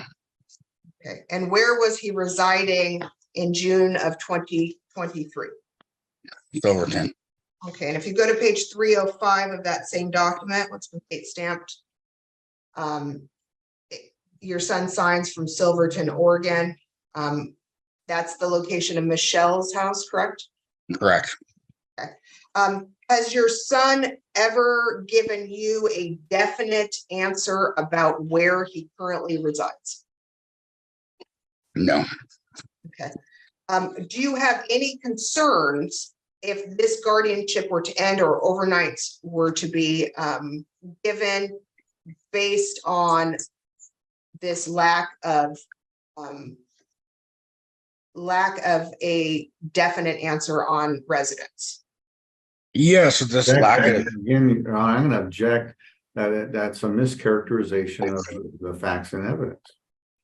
The objection's overruled. You can answer. yes, I can't prove where he could take Jalen. He can take Jalen to Silverton, or he could try to take her down to my mom's, but I can't prove that where she would go. Okay, and you would essentially have to take the word of Jaden, correct? Correct. Action. I'll withdraw. The objection's overruled. And has Jaden, and we've already discussed this, but just to reiterate, Jaden has been untruthful about his location to you in the past, correct? Yes. I have no further questions, Your Honor. Let's take our morning recess. It's 11:01. Let's come back at 11:15. I'll leave the Zoom up. I'll turn off my camera and microphone. We'll be back at 1:15. Okay, great, thank you. All right, we're back on the record. Just double check with Ms. Winkles if you had any additional questions for Mr. Ludwig. I just have two real quick ones that I forgot to ask. Please, let's make sure. Yep, Mr. Anagnost is here. Great. Yes, Mr. Ludwig, some testimony was brought up in other cases, or I mean, and with other witnesses, that you at some point had lived with your children with your mother. Can you kind of elaborate on that living situation, when it happened, how long, and so forth? Yeah, when the children were young, I did live in 10th Street, but my parents resided in the house next door. They own 109 Southwest 10th Street. It splits right there. But they lived next door. So I did reside with my children in that home, but it was just me and my children And when they were younger. how long did you live there? I would say it was probably about a year or so. Okay, and that house now, 109 Southwest, is that habitable now? Can somebody stay No. there? And I have no further questions. All right. All right, cross-examination. Yes, Your Honor. Mr. Ludwig, I want to first start with a couple of comments that you made just a few minutes ago, and that is regarding in order for somebody to have custody of their children, they need to have a stable job for 6 months. Is that what I'm hearing you're saying? Maybe you took that out of context. For Jaden to prove that he is willing and getting his life together, yes, it'd be nice if he had a good job, stable job for 6 months or a year. Okay, so this just is a requirement that you're imposing on Jaden. You're not saying that people that don't have jobs for 6 months shouldn't have custody of their children. I didn't say that. Okay. Just with regards to Jaden, he has to have a job for 6 months in order to have custody of his children. I'm gonna object, Your Honor, asked and answered. I'll allow it. Overruled. All right. You can answer if you'd like. I just wanted Jaden to prove himself. Okay. And I'm talking about just Jaden, not anybody else, because other situations may come up. Right. For He's other had people. you're aware he's had a job now for 6 months? I believe it was 5 months. Okay. Yeah. So no slack. It's got to be 6 months for Jaden to get Jalen back.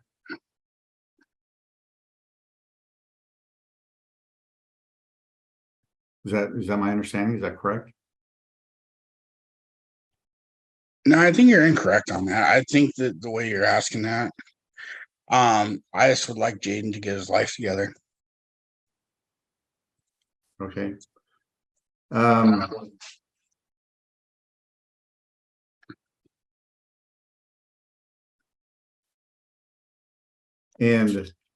okay.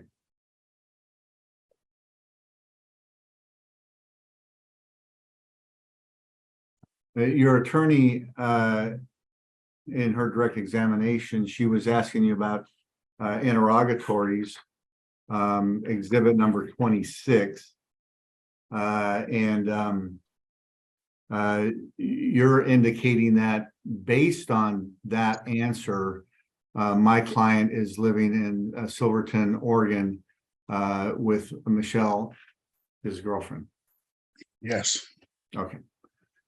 Your Now, Honor, I'm going to object. I'm probably a second too late, but I'm going to object as to form of that question. I didn't actually hear a question. If Mr. Anagnostou can ask it again. this cross-examination, he can. The objection is overruled. All right. Mr. Ludwig, isn't it true that on exhibit 26, page bait stamp has got 303. My client's answer was they denied your allegation that he was going to be living in a certain home, but that it's actually the other home. My grandparents live at 1115 North 10th Street, Toledo, Oregon. I will be spending every night there once I have custody of Jalen. That his answer? That's his answer. Okay, all right.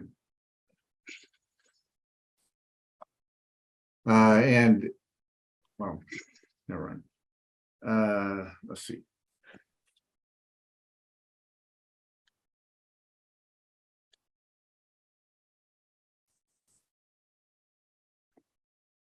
You were married to Jalen's, or not Jalen, to Jaden's mother, correct? Yes, I was. And who was that? Crystal. Crystal? And you and she got divorced, Yes, that's also correct. all right? And where was that divorce at? Toledo, Oregon. Okay. And during that marriage, you had 2 children, is that correct? Yes. My client, Jaden, and then we heard your daughter testify today. Correct. What's my client's birthday?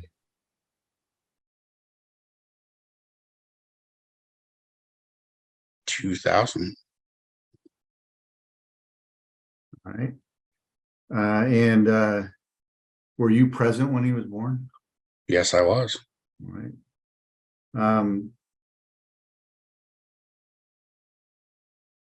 When you got a divorce from Crystal, you got custody of the 2 kids. Is that correct? I'm going to object as to relevance. We're here in a minor guardianship of an adult. I'm not sure what the divorce and things that happened 23 years ago have to do with the Karen case. Mr. Agnostou, It has to do with them living in the house in Toledo. continue. Thank you. So you got custody of both the children, Correct. and you moved into the house in Toledo where my client wants to move in with Jalen. Yes, that is also correct. All right. And how old were your children at the time you moved into that house? I believe Jaden was 2 and Holly was, I think, 18 months or maybe a little bit less than a year. Were you working at that time? Yes, I was. Okay.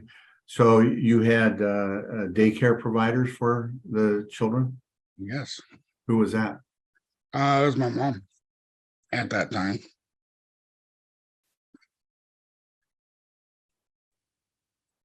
All right.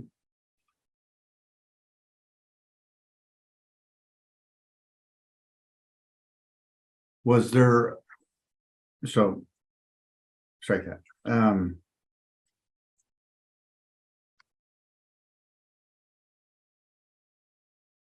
Having your mom do the daycare, Is that delegating all parenting functions for your children?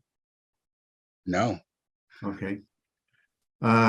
You filed declarations in this case, and in them you have said that my client is going to be delegating all parenting functions to Teresa Ludwig if he moves in with her. yes, that's correct. Okay. So for you to go to work and have her do daycare, that's not delegating it. But if my client does the same thing, that's delegation. Is that my understanding? When I lived there at my mom's property, they lived next door. At that time, I was single and working, holding a full-time job. I didn't delegate her to do it. She asked, and I don't think that there's enough room in that house for 4 people to live. There was barely enough room for me, Jaden, and Holly when they were younger.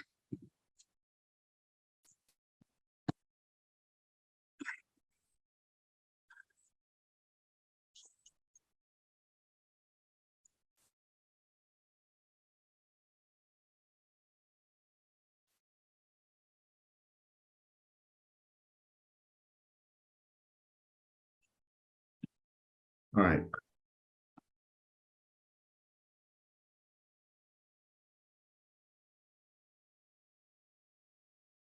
Was there a period of time that you moved out of the house and left the children there with Teresa Ludwig in Toledo? The only time that I moved out of that house was when I moved up here, and they stayed with my mom for roughly about 2 weeks to finish school out before they moved up here with me. Okay.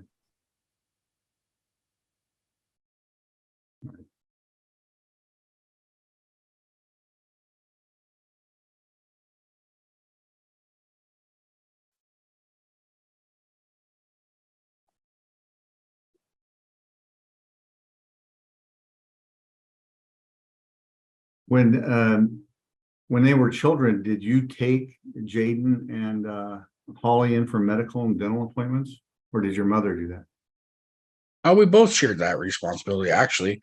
One medical incident, I couldn't get the day off, so my mom went and took them to that. Also, sometimes my mom would go with me on medical events. We're a pretty close family, so we'd either both go, or I would just go, or on a day that I couldn't get off, my mom would take her, Holly or Jaden.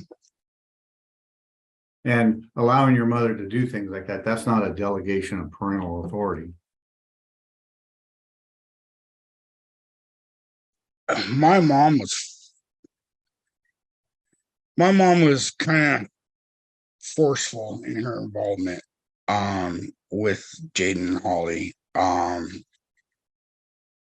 As sometimes I felt that I didn't have a choice in the matter back then.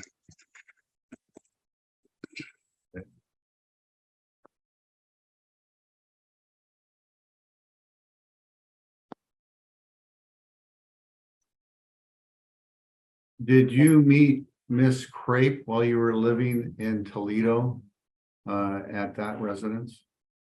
Yes. Did she move in? No. Okay. You and she, though, moved to this area? She was already up in this area. Okay. All right. So at some point you moved to this area. Correct. Okay. And do you know how old Jaden was when you moved to this area? I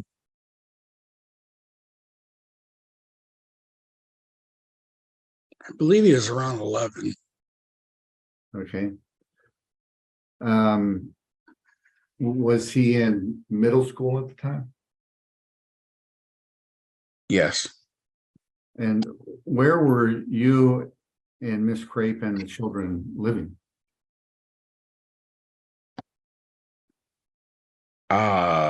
Claskenite, Oregon, when I first met her. Your Honor, I'm going to object again as to relevance. I understand the Toledo house, but I'm not sure what this has to do with the current case at hand. I'll allow a little leeway. You can renew the objection. Right.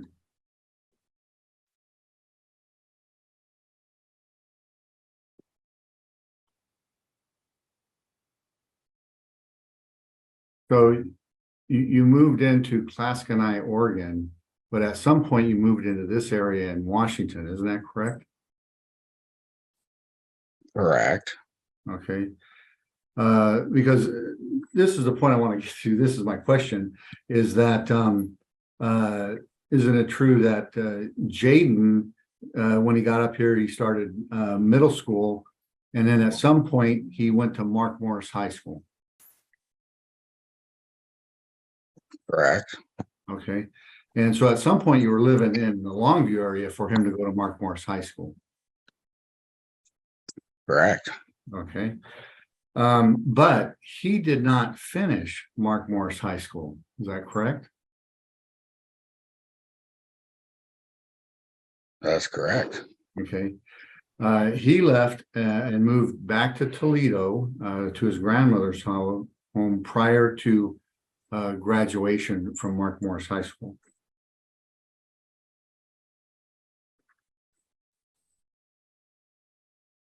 Is that correct? I would say that's correct, but also, yes, that's correct. All right. And he graduated from high school in the Toledo area. Correct. Okay. And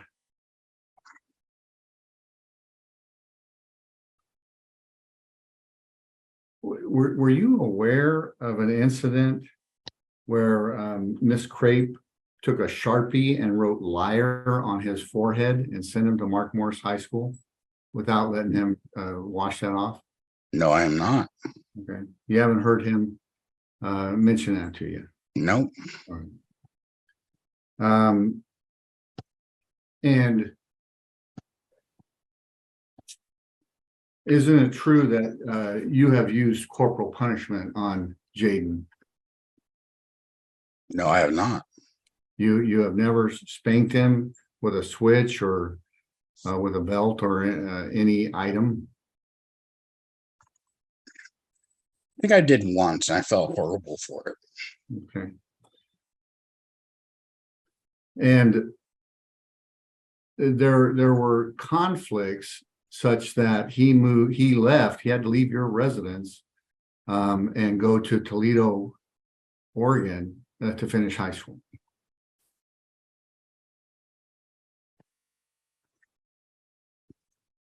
He wanted to live with his mother. I'm not sure if that, I can't answer that for, that's why, if it was the conflicts.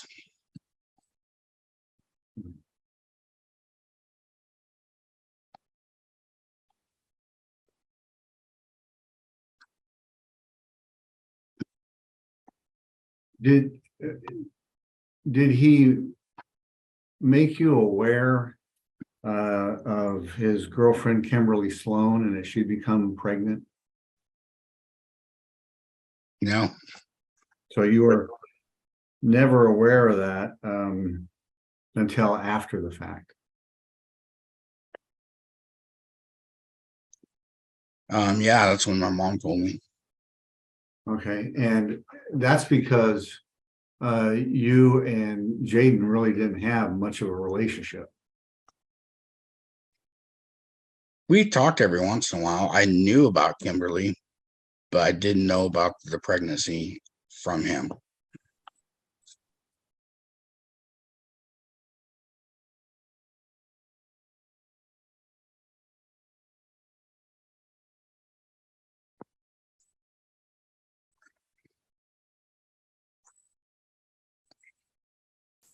You agree that Jaden was a very young father.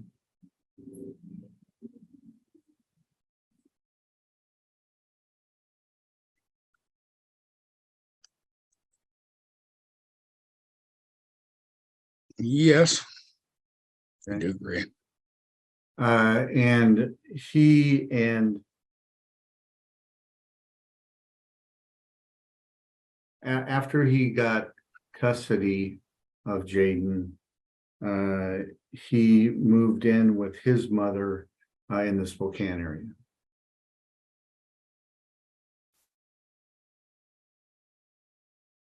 That was one of the places that you moved in. There's been several. Right. You know, he gets to Spokane, and then ultimately he has a relationship with Caitlin Boone, and then moves in with her mother, and then from there they came to your residence. Right. Wrong. I think Caitlin Boone, I think they went to my mom's house and then back to Caitlin Boone's house, then to my house. Okay. And that was in late February or March of 2021. Yes. Okay. And then in June, I think it was June 3rd, it's on the document. You had Jaden sign the power of attorney regarding Jalen. Correct. Okay. And isn't it true that you told him, look, you have to sign this, and I'll give you a ticket to Toledo, to your grandmother's house, or you're going to be out on the street. He had no car, no means, and that was kind of the things you were saying. You're going to be out on the street with no means, no car. Your no Honor, anything. I'm gonna object. The question contains so many multiple parts, and the form, it's hard to tell what specific part is actually being asked. This is Just as to form. okay. Isn't it true that you told him he had to sign the power of attorney or he'd be out on the street? That is not true. Okay, all right.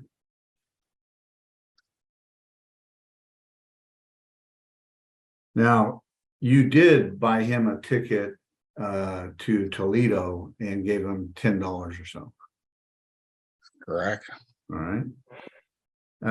And he came back a week later for the graduation with his traveling up here with his grandmother, your mother. Wrong. There's like 2 weeks. 2 weeks. Well, that's when this incident happened. Okay. That caused the restraining order to be placed in effect, right? Right. Okay.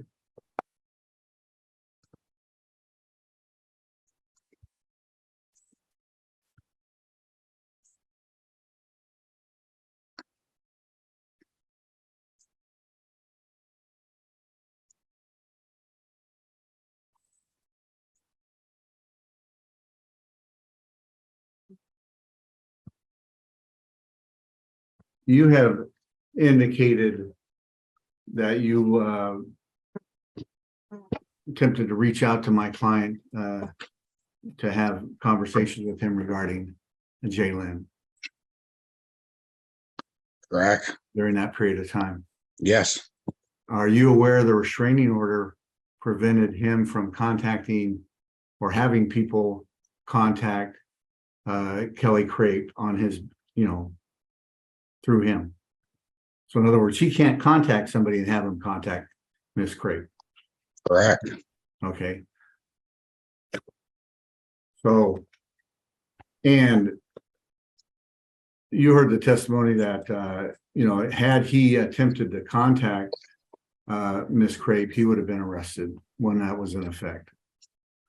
Yes, if he contacted Kelly, but he could contact me, Holly, anybody else in the family. But the restraining order says that he can't contact you to, have a go-between to Miss Crape. Are you aware of it? I'm aware of that, sir. Okay. The fact is that I'm my own person and I can handle Jalen, and we could have met up somewhere else. It's not without notifying Kelly. And you heard her testify that,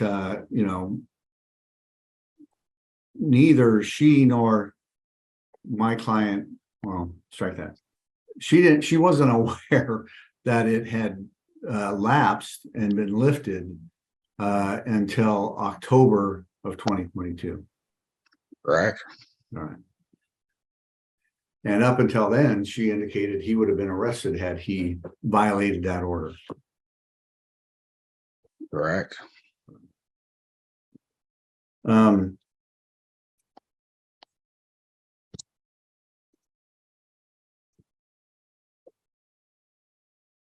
You have filed several declarations with regards to this matter on the emergency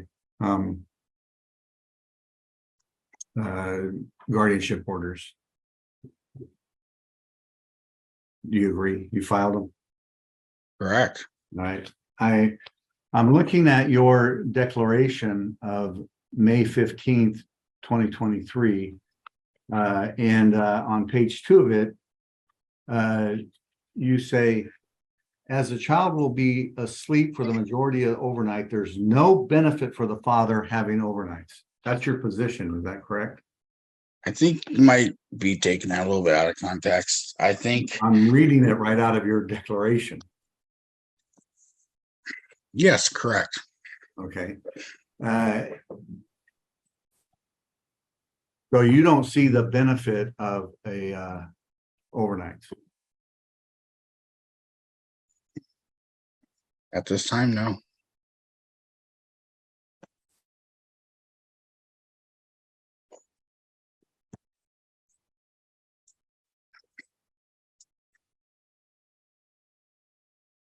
Okay.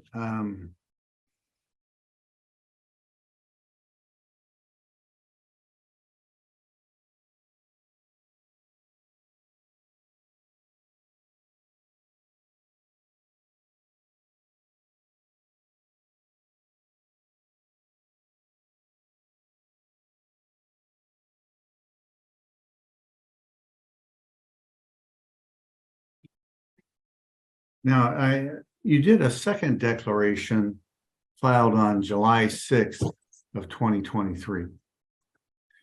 The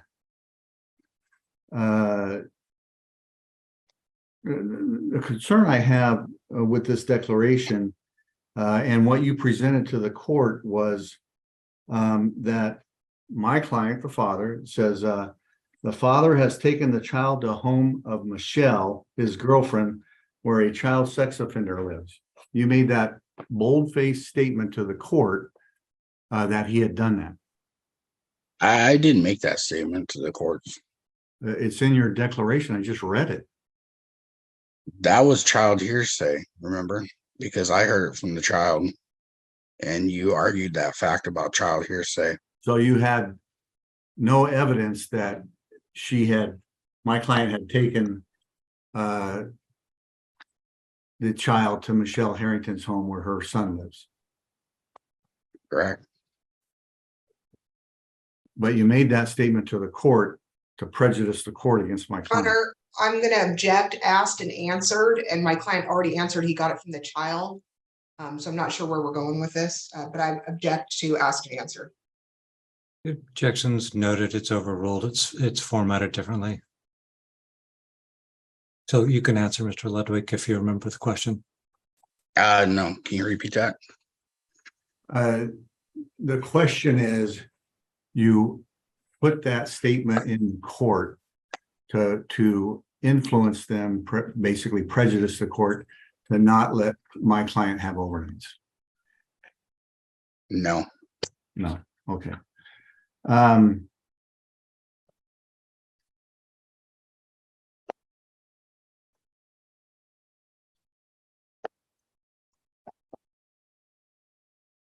In this declaration on page 2, you were talking about Michelle Harrington. And you stated, additionally, the girlfriend who we believed was a good, safe measure, obviously has a blind spot for her son. I'm not sure if she believes him innocent or what, but the fact she went along with this plan to take the child to her home against the court order and knowing there was registered sex offender living there shows that she is not capable of caring for or protecting the child. You made that statement to the court. Correct, because I got a threatened letter from Michelle saying that if this goes against her son, that they would take me to court outside of these proceedings. So are you aware of, probationary rules that if a sex offender is around a child in violation of whatever rules they have, they can go back to prison? I can't answer that because I do not associate with sex offenders or know the rules of sex offender because I am not one. But you're willing to make under oath statements that a sex offender was around a child and just boldface say that happened without having any proof. Like I said prior, heard that from the child.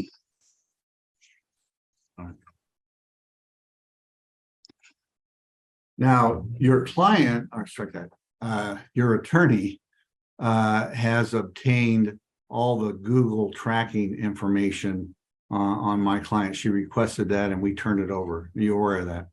Yes. Have you gone through it? No. Okay. At least to date, we haven't been presented with any Google tracking that indicates he has taken Jalen to Silverton, Oregon. Are you aware of that? No. You're not aware of that. Are you willing to retract this statement that says, that Jalen had been taken to the child or taken to the home of Michelle?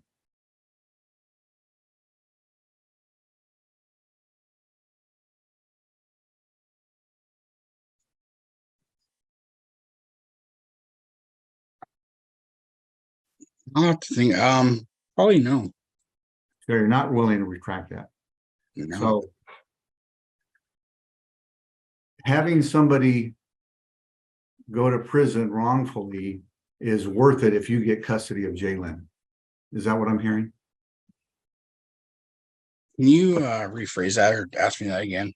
What I'm I don't saying understand. is you've made a statement that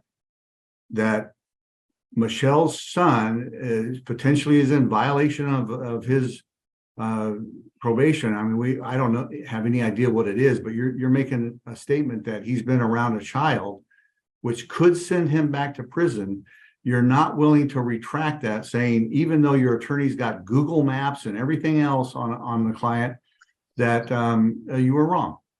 That you retract that statement because it could send an innocent person to back to jail. I'm going to object as to form and as to badgering the witness. Sustained as to compound question and form. Okay.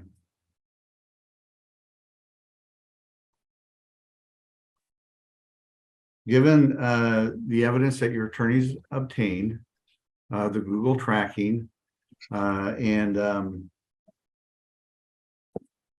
the other information provided to you, do you retract that statement that Jalen has been to Michelle Harrington's home in Silverton, Oregon? Your Honor, I'm going to object again, asked and answered. Sustained.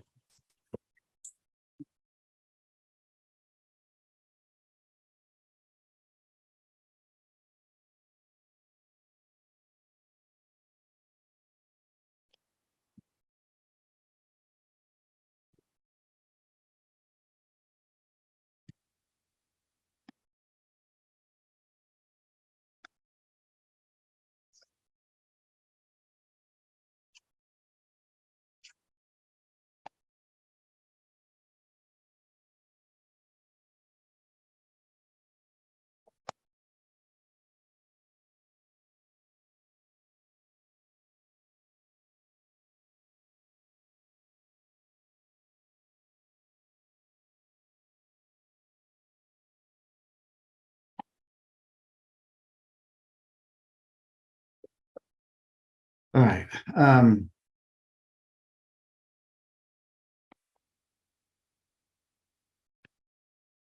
Where do you work? I work at a company called USG. And what do you do for them? Forklift operator. And isn't it true that you work 12-hour shifts? For majority of it, yes. And the 12-hour shifts are either all day or all night. I mean, it's a rotating shift, 12 hours of day shift and then 12 hours of night shift. Correct. All right. So on the day shifts, when do you go into work? 6:45. All right. And you don't get home, I guess, for 12 hours until, how far away is the employment? About 35 minutes. Okay. And then, so you don't get home until late in the evening. Well, it depends on what shift I'm on. Right. I'm talking about day shift. Yeah. Okay. And then at least and then on the intervening weeks, you work night shift. What time do you go in? Same time. Same time. They're 12-hour shifts. They're from 7 to 7. 7 to 7. Got it. Okay, so you get home at 7 o'clock in the morning, and then I assume you got to get some sleep. Yes. All right. So, and that was the shift that you had. Well, my client was living there at your residence from about late February, March until June. Correct. All right. So for a lot of the interaction between my client and Jay Lynn, you would have been absent.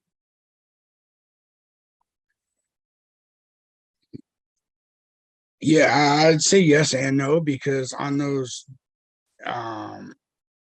days during the week, I get a day off that rotates.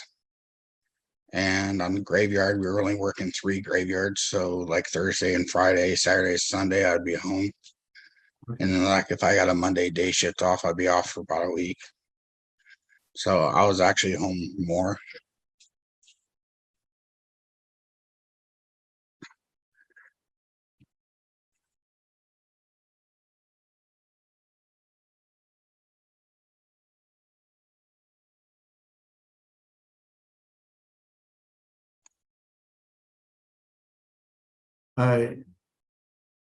You would agree that Silverton, Oregon is 90 miles closer to Longview than Toledo, Oregon. I'm not quite sure on the mileage. Okay.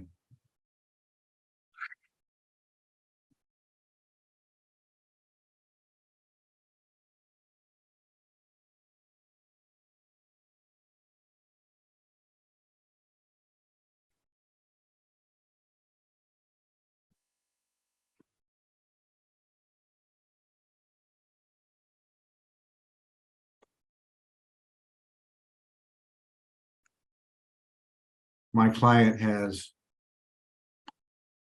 going on 10 months now, been driving up to see Jalen and getting day visits only. You agree with that? No, I do not agree with that. How do you disagree? I disagree with it's not only him driving up. I would say 50% of the time it's my mother, his grandma driving her rig up for the visits.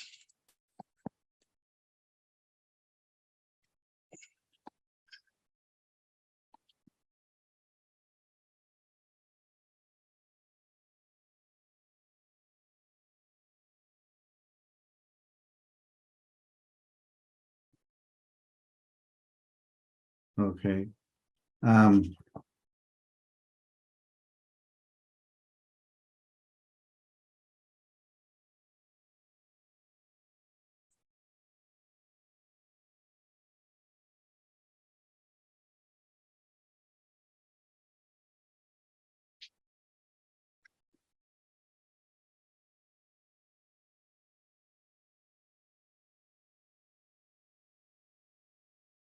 you have repeatedly said that, it's not your intent to keep Jalen. You want him returned.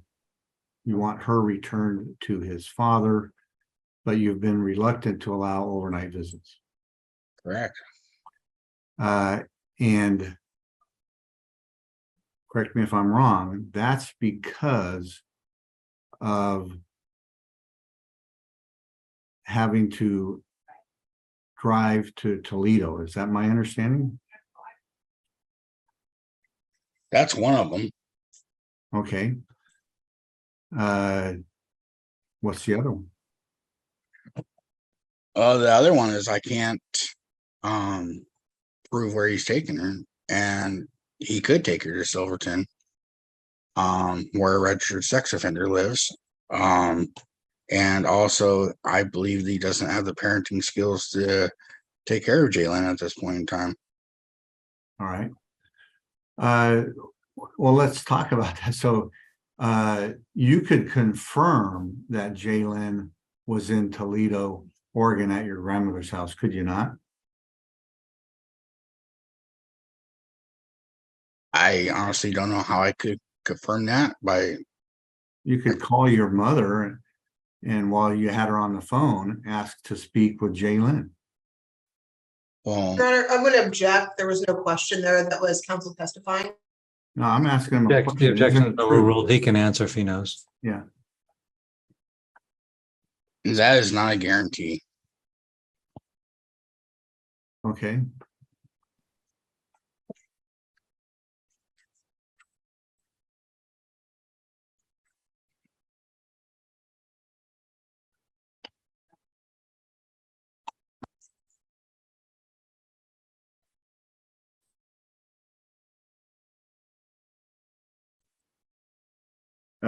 You have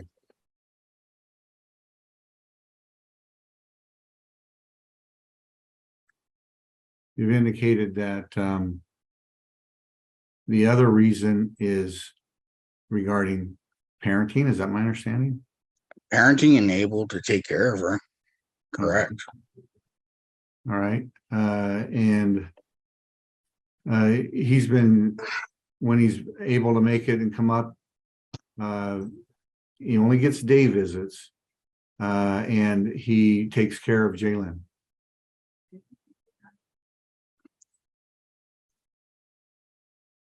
When 99% of the time he's always with someone. Right. He's been to on. help take care of Yeah. Jalen. Isn't it true? He's come up on by himself and taken care of Jalen. Correct. I believe like once or twice.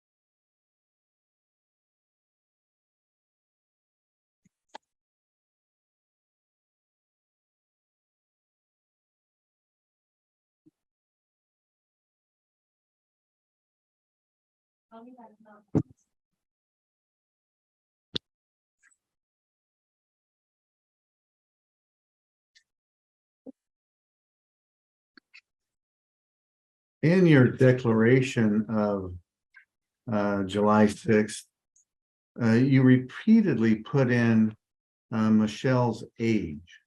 Is that some kind of issue with you that he's dating somebody that's 54? I think you put it in here at least twice.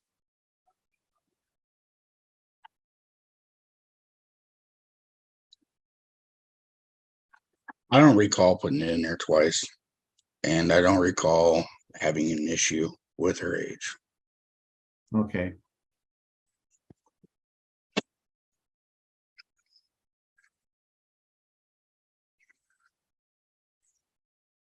on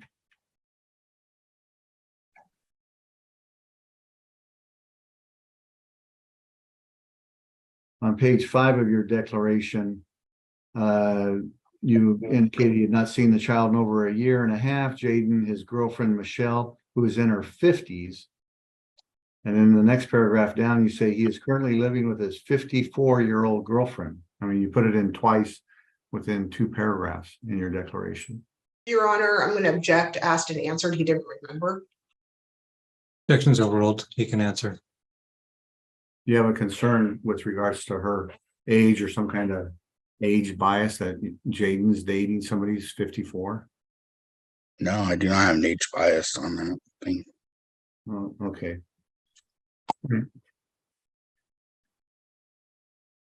In fact, there's been several indications that you prefer, at least on to some extent, that she was there with Jaden.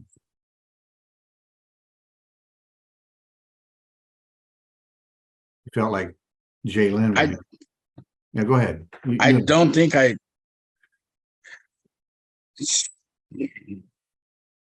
um,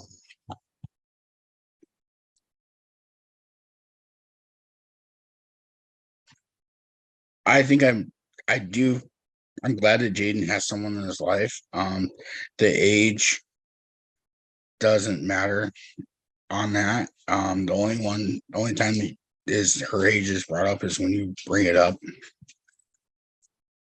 When I bring it up? Yeah, and like I said, I don't have a problem with Michelle. And that shows that I don't have a bias on her age.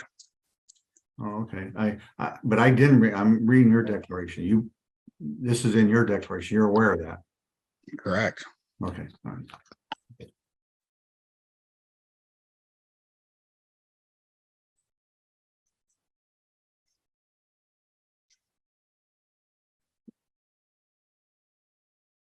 In your testimony today and in this declaration, you indicated that he has to have stable housing, in particular in your declaration, proof of a 2-bedroom home where he's on a lease rental agreement. And it goes on without any adult roommates. Correct. It's your requirement for him to get Jalen back, that he has to have a lease agreement. Correct. You're aware that there's a lot of families have custody of their kids with no lease agreement. I know I'm not aware of that. Okay. All right. Have you heard of the community house? Your Honor, I'm going to object as to relevance. Objection's overruled. He can answer. No, I'm not aware of community house. Okay. All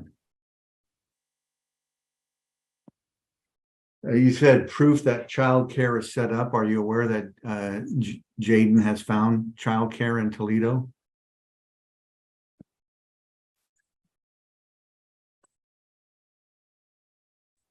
The only way I'm aware of it is through these proceedings. Okay. He can't enroll her unless he has custody of her. You're aware of that.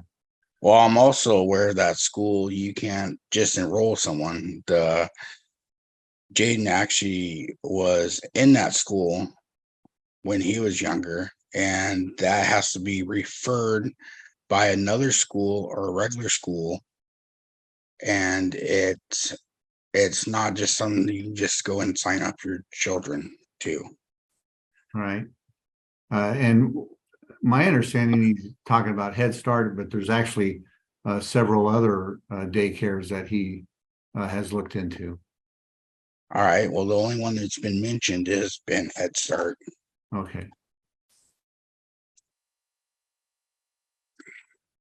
And you're saying that he has to be referred to be able to enroll Jalen in the Head Start. Correct. Okay.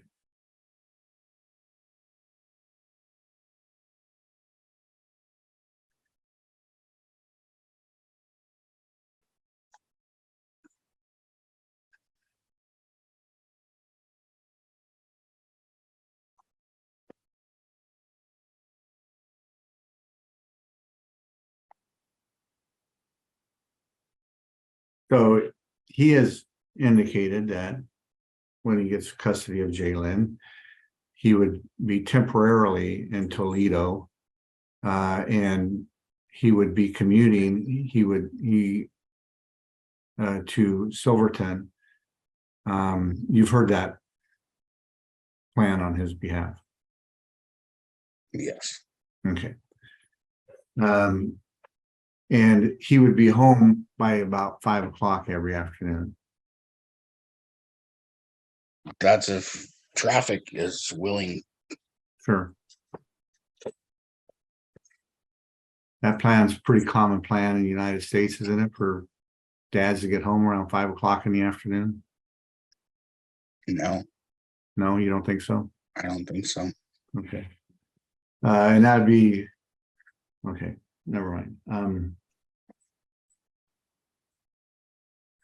Mr. Adamowski, let me just touch base with you. It's about 12:10, and I just Oh, kind of want to get a gauge of how much longer you think you'd have with Mr. Ludwig, or if we should talk about lunch or what have you. So I just want to touch base. I keep thinking I'm almost done, and then so we should probably take a break. Okay. All right. So it's 12:10. I think an hour to suit everybody. Okay. Work for me. Great. And then when we come back, Mr. Ludwig will finish up his testimony. And then Ms. Winkles, do you have additional witnesses that you'll be calling? I don't, Your Honor. Okay. And then Mr. Adamowski, you'll have your witnesses lined up, ready to go? Yes. Okay, great. Let me just admit these folks that are in the waiting room so they know the plan. And Your Honor, if we can let Taylor Craig go, I won't be calling her just because of time, because we are limited to 2 days. Okay. All right. So just want to give an update for one. We're going to take our lunch break now. Mr. Ludwig is finishing up his testimony when we come back. And then we're anticipating that Mr. Adagnostou will be calling his witnesses. And Ms. Winkles, you indicated that Taylor Ludwig, you're not calling that person, correct? Yes, in the interest of time. So I just wanted to let her know that we do appreciate her coming. Ms. Craig, we do appreciate you coming. It's just in the interest of time to keep this to 2 days. We won't be calling you today, but thank you so much for showing up. And that's in reference to Taylor Craig, correct? That's correct. Okay, great. And then just looks like one individual still hasn't connected with audio. Tana Hively or Tana. I will over break try to get that worked out. Okay. She's a little bit older, and I'll have my staff work with her. Okay, great, thanks. All right, let's plan on being back at 10 after the hour. I'll leave the Zoom call up and running. I'll just turn off my camera and microphone. Have a good lunch. I apologize. I do have a question. Yeah, go ahead. I didn't hear the first part of that. I'm not testifying. Taylor, no, unfortunately, we have to limit the trial to 2 days, or else we have to start over again, and we've run out of time. So, Okay, that is totally fine with me. Thank you for letting me know. no problem. Thank you. Okay, we will break for lunch and we'll be back at 1:10. Thank you. Well, what was the other break?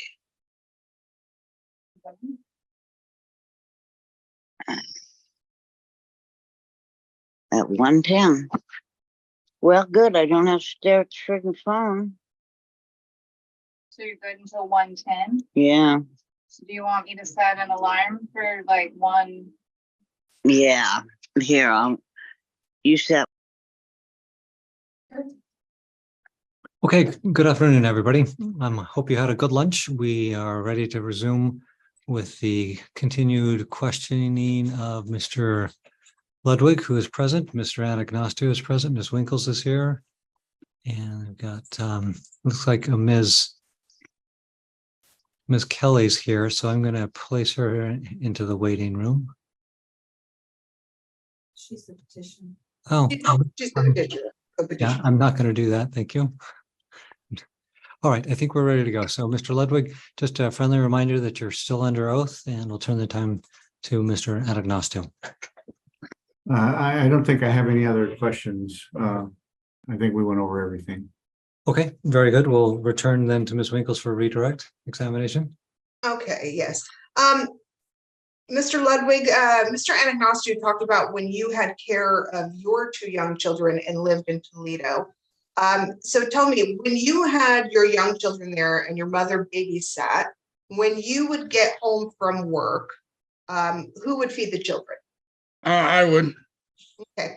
And the money that you earned from work, what did you use that money on? I'm gonna Mostly- object, this isn't really relevant. Overruled. So you can Uh, answer, Mr. Ludwig. Mostly on my children.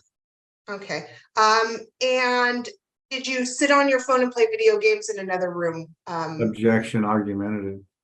Overruled. No. When you were home from work, who was watching the children? Me.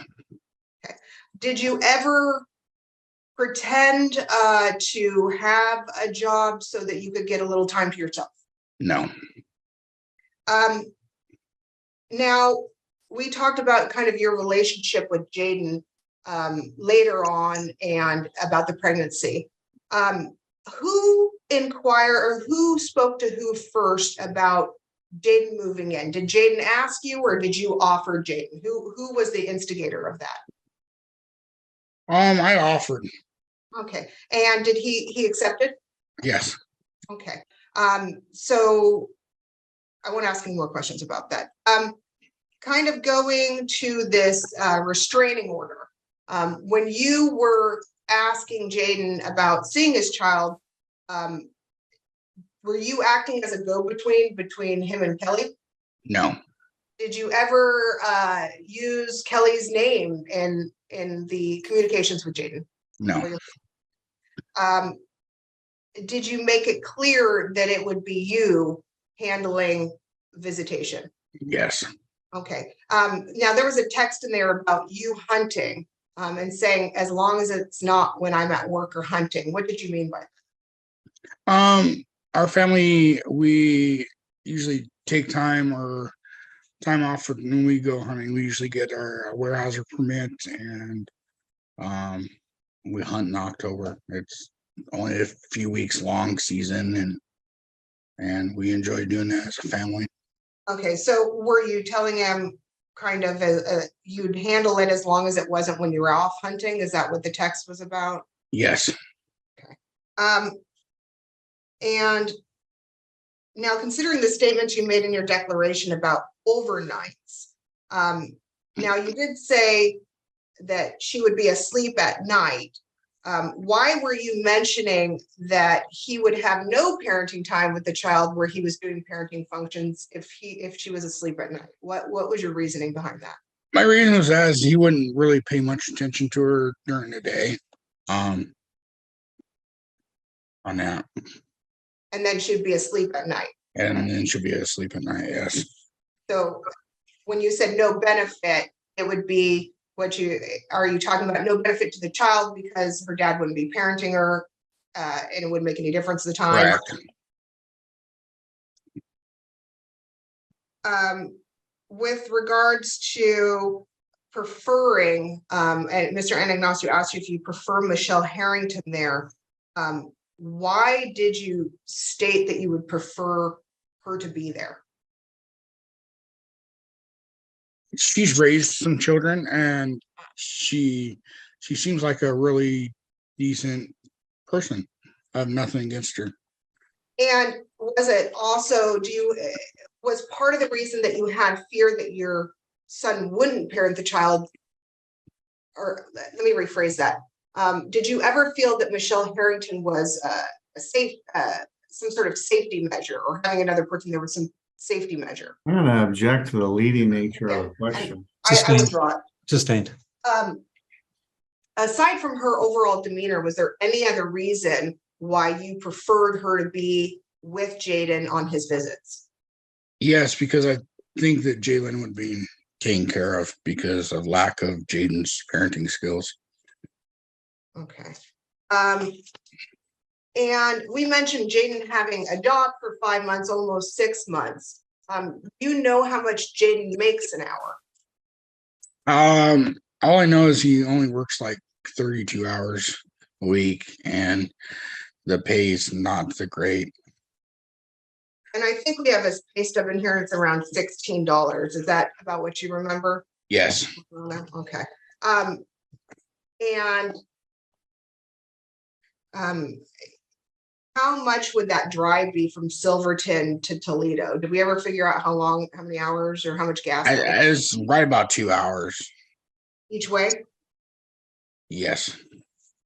And so I guess the question is, when you were talking about time of a job, and we gave this arbitrary figure, and we didn't even mention the income, what was your basis? Why were you asking about that type of thing, about having this job for a certain amount of time?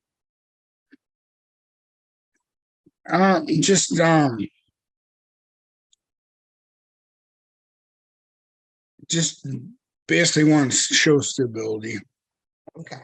So, and were you concerned at all with his ability to pay for things for the child? Yes, only working the 32 hours, and then the drive time from Toledo to Silverton eat up most of his paycheck for Okay. gas. Do you know if he receives any income from anywhere else? I think Michelle Okay. So Michelle also, and I think, and my mom. so your Michelle and your mom also give him money? Yep. And so is it fair to say then that your time frame with your job and the ability to pay, as you said, that's really just to show the stability of employment to take care of her needs that cost money? Is that kind of what you? Yes. And then when we talked about having a lease in a house, and talking about having 2 bedrooms, what was your purpose behind, that? I mean, it wasn't set in stone, right? You had a reason for choosing that. What was it? Yeah, just to show stability, and to make sure that she had her own room, and that way he wasn't relying on other people to pay for everything for him. Okay. And is it your understanding that like a lease agreement gives you some sort of ability not to get kicked out? Yes. Okay. And finally, we talked about Jaden's childhood. Mr. Ananostu brought that up, and how he was. Did Jaden have any issues that throughout his childhood that you noticed as his father? And I'm not talking about specific instances, but is there anything that stuck out to you that was an issue? With his ADHD, he couldn't recognize red flags. It was really hard for him when he was younger to know from right from wrong, without taking like an ADHD medicine that would make him focus. I'll give you an example. Like if some kid said, "Hey, let's go jump off of this bridge," Jaden wouldn't recognize that maybe I shouldn't do that, or "Hey, let's go steal some stuff." Jaden didn't have the ability to say no. He'd just go follow along with it. Okay. And any other issues that you? Just short-tempered a little bit when he was younger. That short-temperedness, anger, or anything like that, has that been consistent throughout his whole life that you've personally seen? Yes. I have no further questions. Oh, Your Honor, actually, I do have one that may be a most emotional limine. I believe Mr. Anagnostu opened the door by his line of questioning about an admissible, or he didn't ask admissible, about evidence that my client had for this fear of Michelle Harrington's home. My client stated the child disclosed to me. There was no objection made by Mr. Anagnostu. I'd like to continue with a very brief question about that, with Your Honor's permission, unless Your Honor, if Your Honor can make a ruling on whether I'm not allowed to do that. I did object. I pointed out to the court and to the witness that that was inadmissible evidence, not to be considered. and my only statement would be, he kept questioning on the same thing about what evidence he had. So at the time of that we were discussing that, there wasn't a specific objection as stated by Mr. Anagnostou that I recall. There was, and I could go back in my notes, but I don't recall that specifically. Ms. Winkles, you can ask a question if Mr. Anagnostou has any objection to it. He could certainly voice it. We talked about why you believed that the child was going there. It had already been to Michelle Harrington's house, and you stated that the child told you.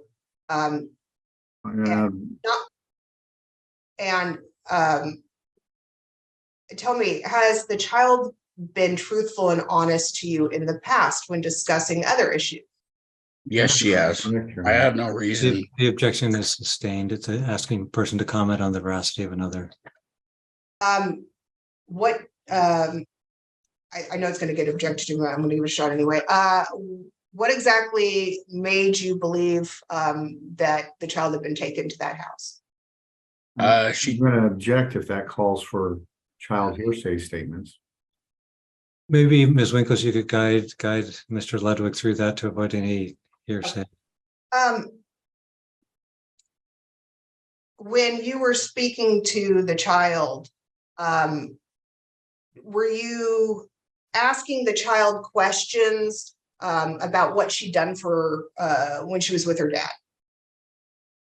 No. The whole line of questioning has to do with child hearsay. That objection is overruled as to that question posed. When you can answer. When you were speaking to the child, and certain statements were made, did you ask any follow-up questions from the child? Yes. Okay. As you were asking follow-up questions, when you were asking those questions, did you ask the child, and I'm not asking for her answers, but did you ask the child any particulars about certain people or certain settings in Silverton, Oregon? No.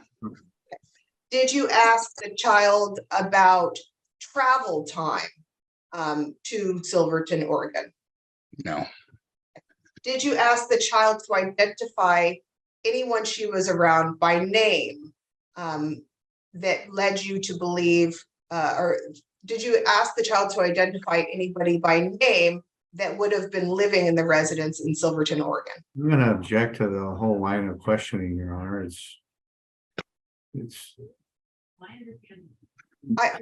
Did you ask a child for child hearsay answers? I mean, it's not relevant.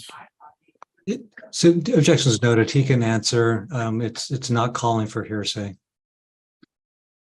Can I get to question again? Sorry. Yeah. Did you ask the child let's see, did you ask the child specifically if she had been around Tyler Harrington? No. Did you ask the child specifically if she had been at Michelle Harrington's house?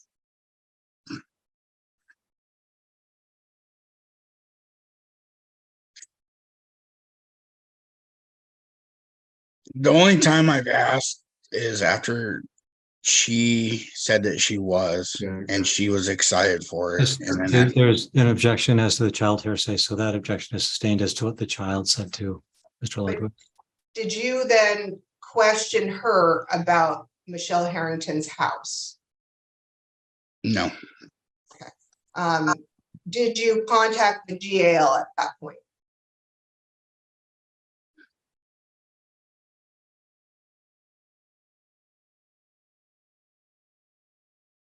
I think we already had a meeting set up with the GAL. So. Okay. Did you contact your attorney at that point? Yes. No further questions, Your Honor. Recross? Nothing, Your Honor. Okay. Mr. Ludwig, thanks very much. I appreciate your input and time. Then Ms. Winkles, would you like to call your next witness? The petitioner's rest. Okay. All right, I'm just getting my notes here. Okay, Mr. Anagnostou, if you'd like to call your first witness, please. This case continues in part 6 with the afternoon session from day 2 of their second trial and has testimony from a bunch of friends and family, including Dad's grandma and finally, Dad himself. You don't want to miss it.